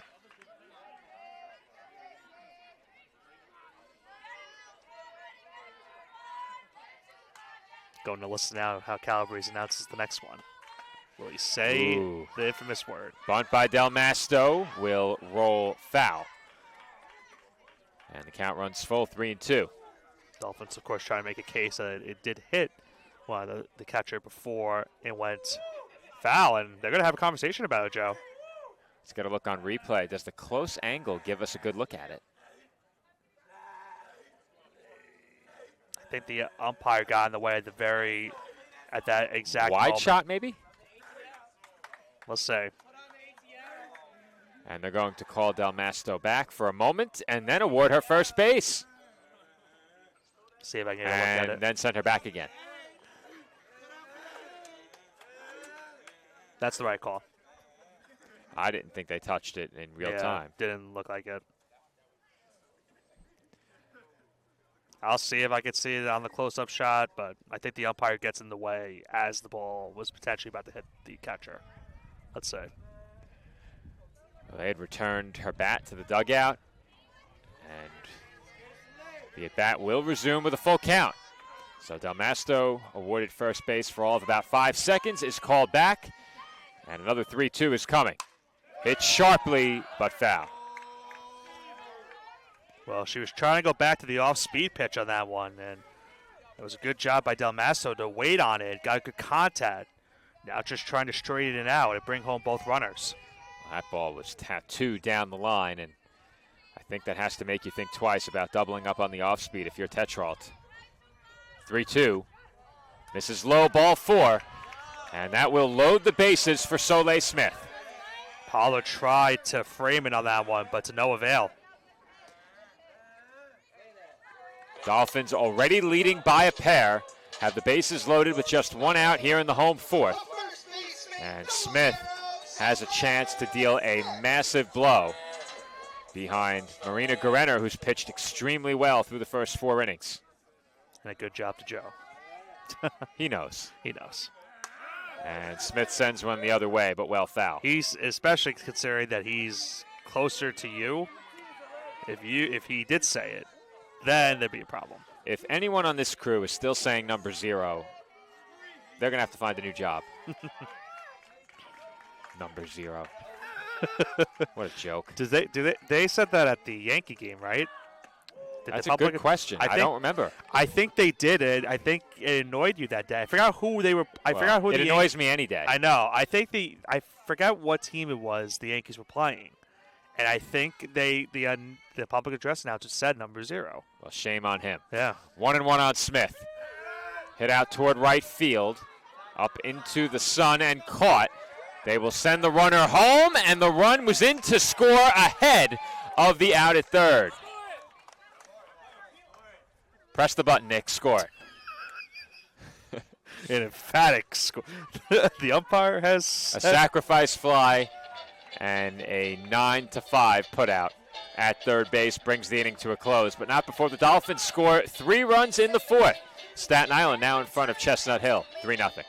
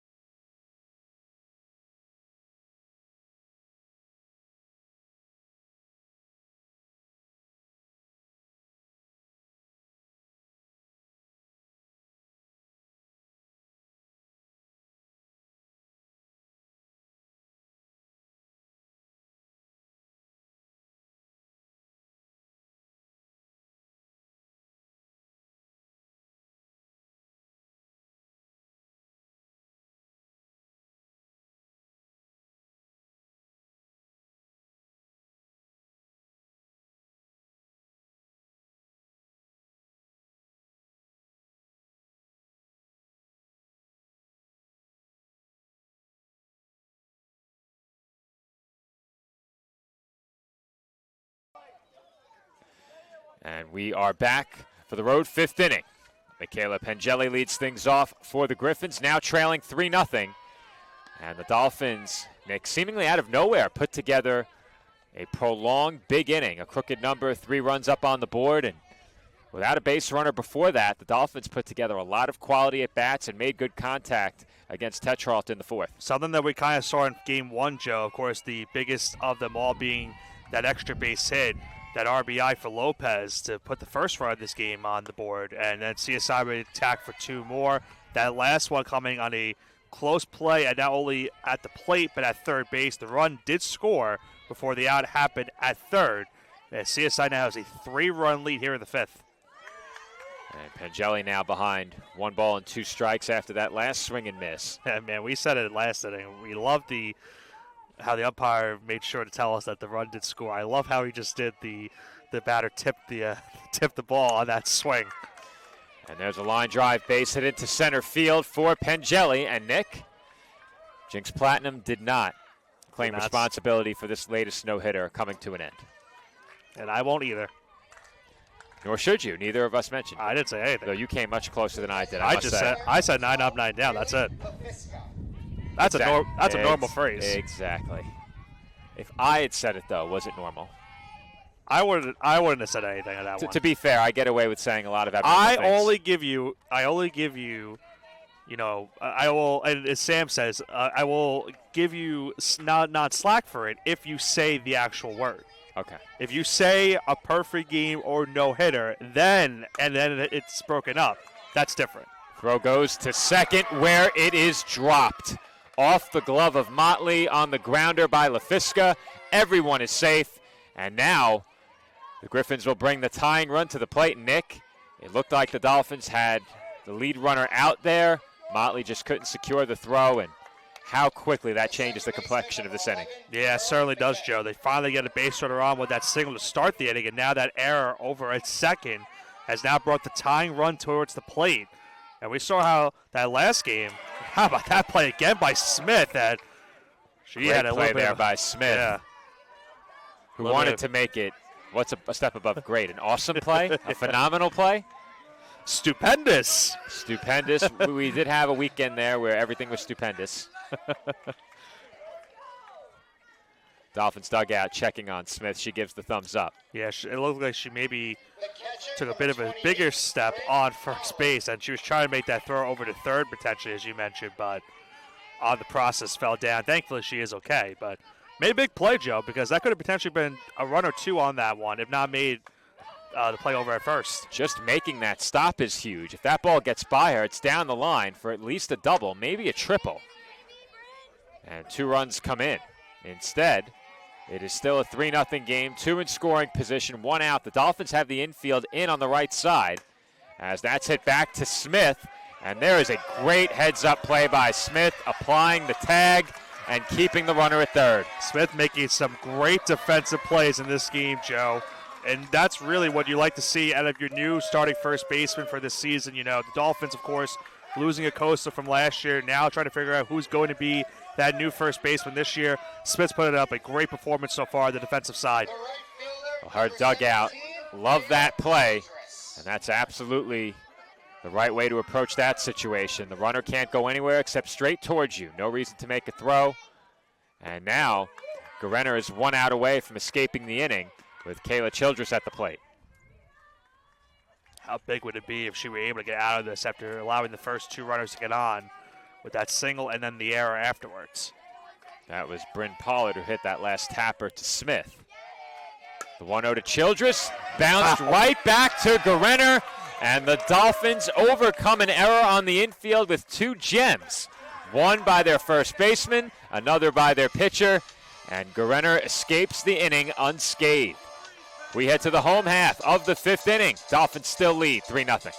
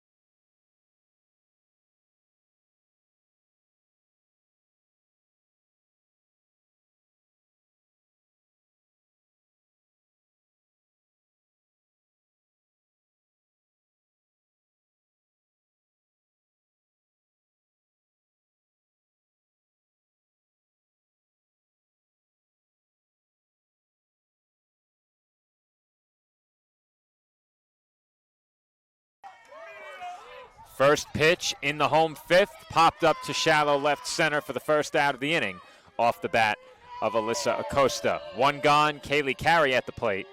And the Dolphins, with a 3-0 lead, had 8, 9, and 1 due up here in the fifth. But, Nick, it looked like the Griffins were going to have a great opportunity to maybe get as close as to within a run. But instead, the Dolphins defense had other plans. Yeah, Smith making great plays over at first base, and then the great play in the circle to end that last half inning. Great defense all around from CSI. Keep them up 3 runs heading here in the home fifth. Have to say, I really like that camera angle. Yeah. Now, what do you think's better, center field camera or this? If you have the perfectly aligned center field camera, do you think that's better? I'm not sure about it. I think the issue would be because if there's a sunny day like we had earlier. That is very true. The sun is behind the plate here. Yeah, the softball complex. I think it's better this way. Let's assume no sunlight. What's the better angle? Straight in from center, pitcher batter, where you have your best perspective possible, or this? I'd still prefer this. I think I prefer this. Yeah. And the reason why is that's chopped on one hop to third. And a nice play there on the pick by Pokrapinski. Her throw in time to get Carey for the second out. But the issue I have with the camera in center field, it doesn't give you any other perspective except pitcher batter. Right. This, you have a great view of anything to the left side. You do have second base in the frame as well. Yep. So if you have a play at second base, you can get a look at that. I think this is the more useful view. If you tell me I only have 2 cameras, I'm taking this over a center field camera. I wholeheartedly agree. If I have 3, then you put a manual operator behind this camera and a stationary in center field. That happens. Pat has another opportunity to do something else. Problem is, we need it for pitch clock at certain times. Presley Bourne, the batter here. We were joking with Pat earlier that he was teaching the pitch clock, teaching the scoreboard. Might teach himself right out of a job. Yeah. Half swing there by Bourne as she taps it back to the circle and is thrown out at first to retire the side. Dolphins go down 1-2-3 in the fifth. Their lead remains 3 runs. Our score, Staten Island 3 and Chestnut Hill nothing as we head to the 6th.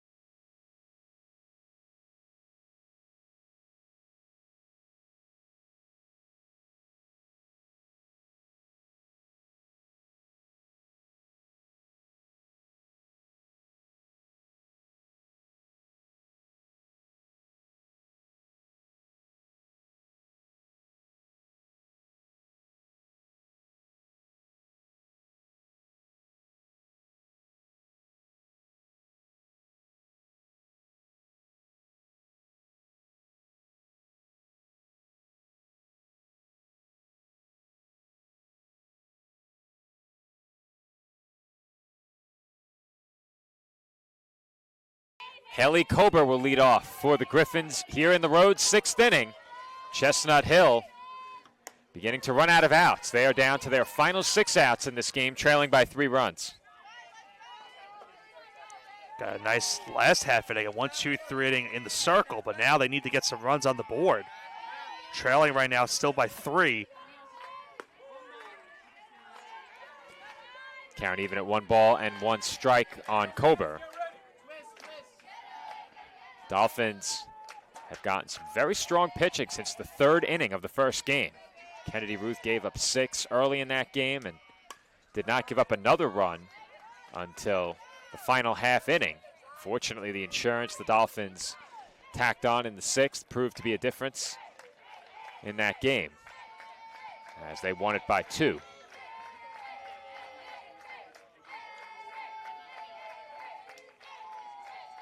One-two pitch on the way, and Guerenner has her 5th punch out. Another fastball right there, and I mentioned it earlier. That fastball has just been so tough to hit in this game today. We've seen hitters on both teams having trouble catching up with the hard stuff throughout the afternoon, specifically here in Game 2. It seems like the Dolphins began to find the timing on that pitch in the 4th inning, and it doesn't seem like the Griffins have gotten the timing down on Guerrero's fastball yet. Isabella Rodriguez, the batter here, ahead 1 ball and no strikes. Rodriguez 0 for 1 with a walk in 2 plate appearances. And the 1-0 is hit the other way to straightaway right field. And the catch is made there by O'Neill. 2 gone in the inning.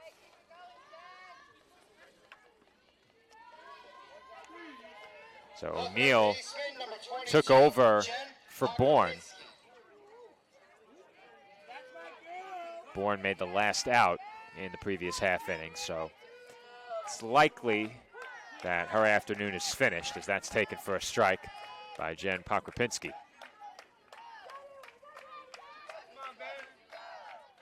Chance here to go another 1-2-3 inning.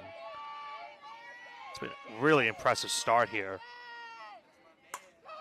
The 0-1 is popped up, once again out to right, and O'Neill busy after coming into the game ahead of this half inning. Records a couple of putouts, and very quickly the Griffins go down 1-2-3 in the 6th. Dolphins once again will be looking for some insurance with a 3-run lead when we come back. Our score, Staten Island 3 and Chestnut Hill 0.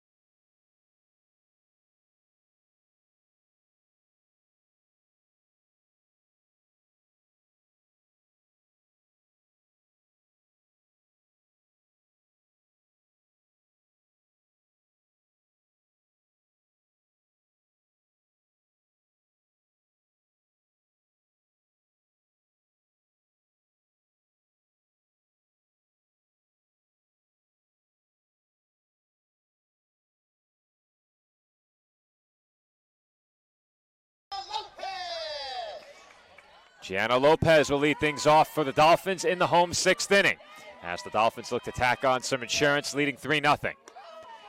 Bell Tetrault returns to the circle for Chestnut Hill with a chance to be on the short end of a complete game decision.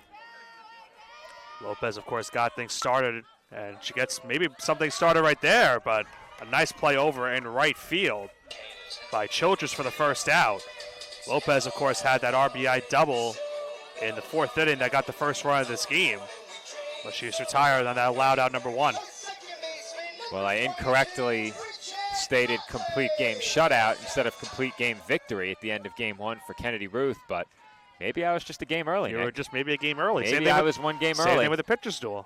Just a game early. First pitch is chopped foul by Bridget Motley. You knew it was going to happen. I knew. Joe Stradamus. Yeah, you knew. I was just a bit early. Yeah, I was reading off the script. Right. And I followed suit and said one of these games will be a pitcher's duel. The other one probably won't be. So if you go back to the pregame, we technically had it all right. Right. That pitch misses off the outside corner, 1-1 to Motley. Outside the batting order in second game. Well. You know I had to throw. We have to go take care of that in post. I was going to say, you'll fix that soon. That one's chopped through the middle for a base hit. And Motley is on with her first hit of the game. 1 gone and 1 on for Madeline Paul. Well, we said how big of those insurance runs the Dolphins had in the last game. They were up 3 in that 6th inning, and they got 2 extra runs. Can they get some extra runs here in the 6th once again and extend their current 3-run lead? As they'll have a pinch runner. And look, Joe, look who's over at first base this time. Now Jennifer Cohen will Now Jennifer Cohen's in. Now pitch running for the Dolphins, number 2, Jennifer Cohen.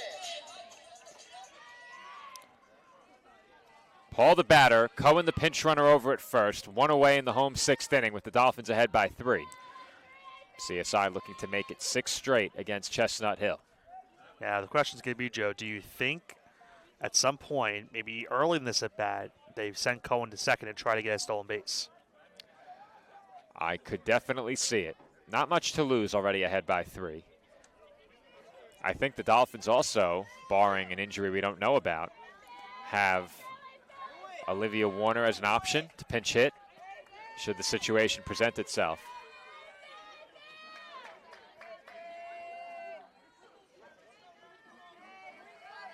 Well, Nick, I need you to take a look at this. You're going to get a laugh out of it.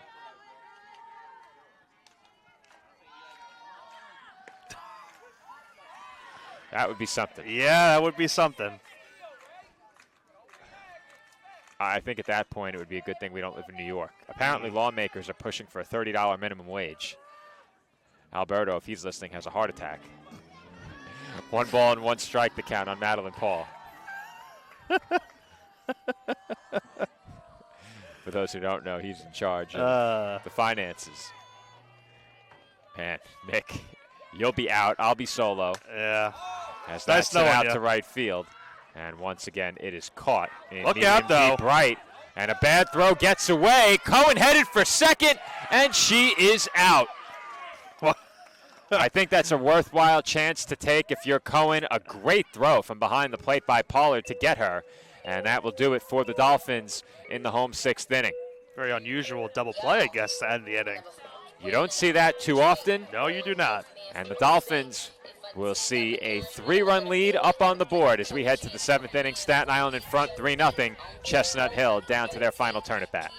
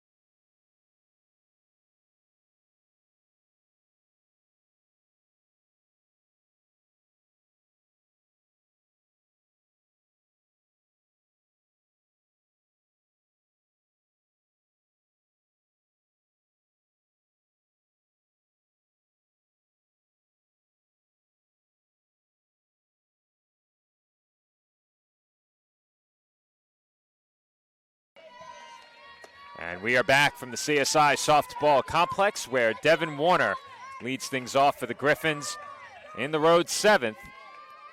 Marina Guerrero working on a shutout. 5 strikeouts, 2 walks, 1 base hit allowed. And Nick, that line looks a lot like Kennedy Ruth's line from last year. Yeah, certainly is, Joe. Just allowing that 1 hit in that matchup last year.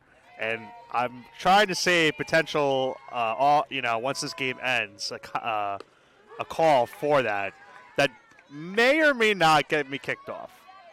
And by kicked off, I mean you would kick me off. You'll see why. Okay. If it has to happen first. 1 ball and 2 strikes the count on the Griffins' second baseman. Now that I'm thinking about it, it doesn't make sense. Never mind. Okay. It doesn't make sense. Yeah, it doesn't make sense. I'll relay it after. We don't always make sense, but it's about what she has a chance to do. Okay. But what I was going to say would have been to me in a text message. It would have been a wrestling reference. Oh, well, we don't need that. That's what I'm saying. I didn't. I said I thought it out loud. I'm thinking to myself and saying, you know what? That doesn't really make any sense. Now I'm going to say it. As I was saying, you and I say a lot of things that don't make any sense, but I think that's part of our charm. And it's from a certain wrestler you and I both don't like. Don't like? Oh, yeah, boy. I think you can narrow it down. Well, the 1-2 is fouled back. Let's just say he does a certain entrance when he gets to the ring. Yeah, there you go. That's exactly why I'm glad I didn't even bring it up. It's for the kids. Yeah, it's for the kids. The 1-2. Hit sharply into right center field for a base hit, and that will roll all the way to the wall. A good effort to try and cut it off by Del Masto. She could not get there, and in standing with a leadoff double is Devin Warner. Well, I mentioned Warner's stats after going into Game 1, having a really strong season for the Griffins, and You saw on that pitch, Joe, it was an off-speed pitch, and she waited on it, got a good piece of contact into right center field, which has been a great spot in the field today for both sides. And now a chance for the Griffins to cut into the deficit. Michaela Pengelli, the batter, and she takes a called strike, 0-1.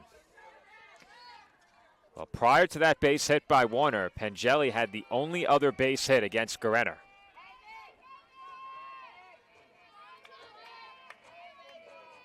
0-1, misses low, 1 ball and 1 strike.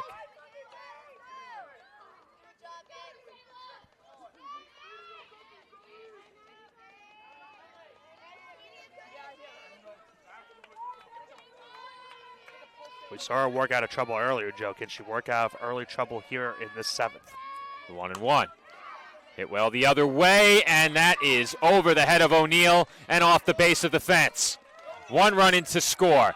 Headed for third is Pengelli, and that is an awful chance to take. Yeah. She is out, and I think she had the signal to try for third, and unfortunately for the Griffins, it was not that close. It took a good throw, but that is not a risk worth taking this late in the game. Certainly not, Joe, because that now puts them 2 outs away from falling in this game instead of having maybe a runner over at second base with nobody out.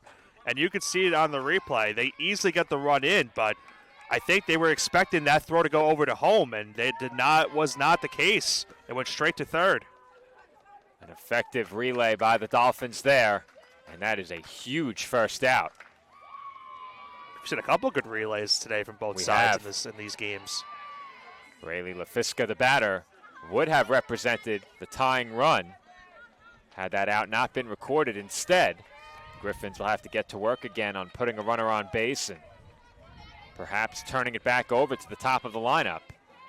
And unfortunately now no CGSO opportunity in this spot. Hopefully I don't call it one, as that's fouled toward the roadway, and you can hear every time a ball is hit that way, the air of anticipation and Well, I think, distress. yeah, well, it's even worse at baseball when it's a parked car and there's really nothing you can do about it. Because then you hear the wait and then the audible where it's either, good thing or a bad thing. And we'll see. But Dolphins are now 1 out away from getting the sweep of this doubleheader. LaFisca goes down on strike. 6th punch out for Gorenner. She's thrown 84 pitches unofficially, and Pearl McKay will come to the plate with Chestnut Hill down to their final out. And if I'm not mistaken, in that complete game that Kenny Ruth had last year, I think she had 7 strikeouts in that first game.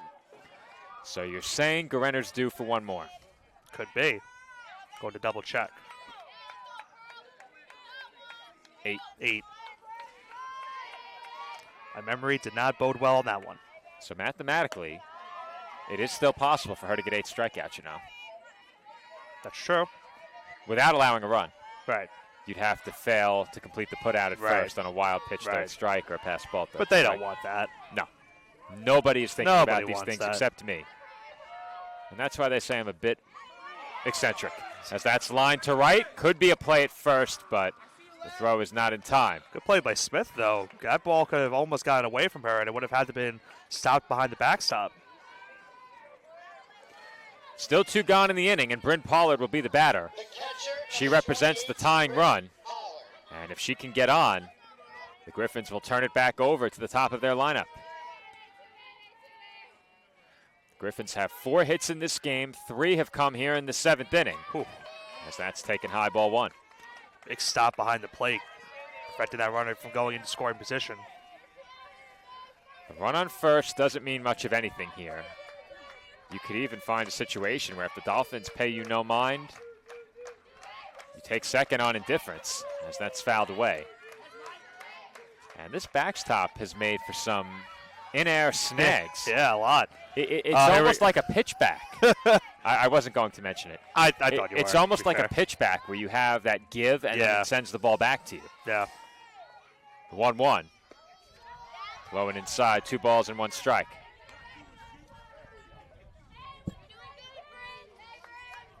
Potential that we might see that clip on the highlight reel. I don't think so. Probably not. Well, it'll be on Joe's. It'll be on my highlight reel. personal highlight reel. I'll make it my desktop. There you go. It'll be your desktop photo instead. It'll be the official desktop of what room are we? 1R2040, I think. I think so.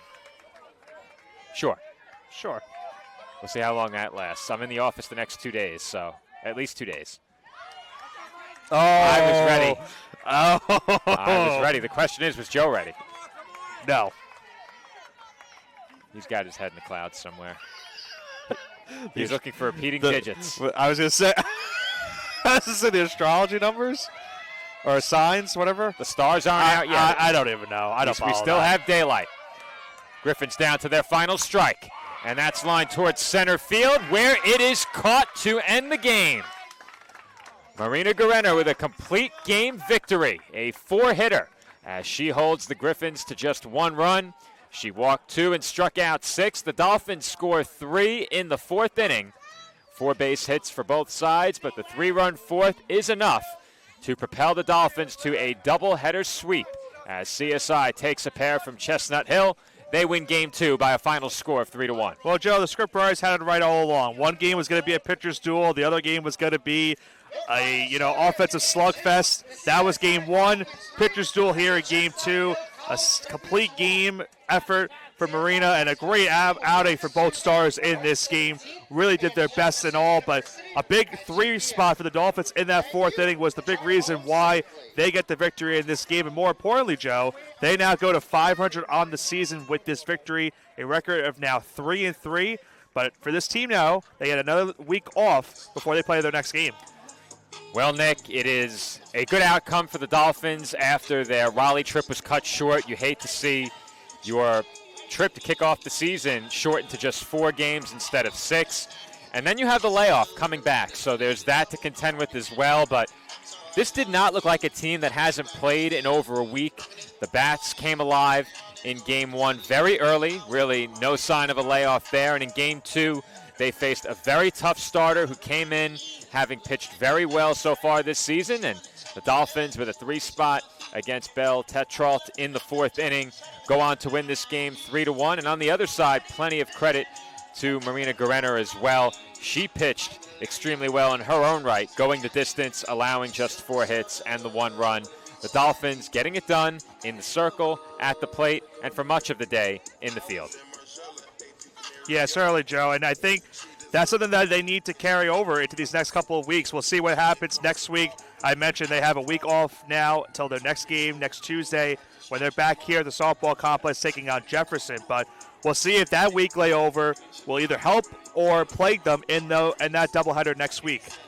Our next broadcast will be on the road at Malloy this Saturday. Nick and I taking the drive up there with Joe and Steph, our statistician and PA announcer, over the weekend. We will cover that game on the road in Rockville Center. Internet permitting, I was told we have hot spots. I'll bring my own just in case. Hopefully we will be all set there. But until then, this has been Joe Foreman alongside Nicholas Pavona. Once again, our final score, the Dolphins 3 and the Griffins 1. CSI earns a sweep of today's non-conference doubleheader. For everyone who tuned in to our coverage of this year's home opener, thank you for watching. Enjoy the rest of your Tuesday night, and we'll see you again here on Flow College this Saturday for baseball against Malloy.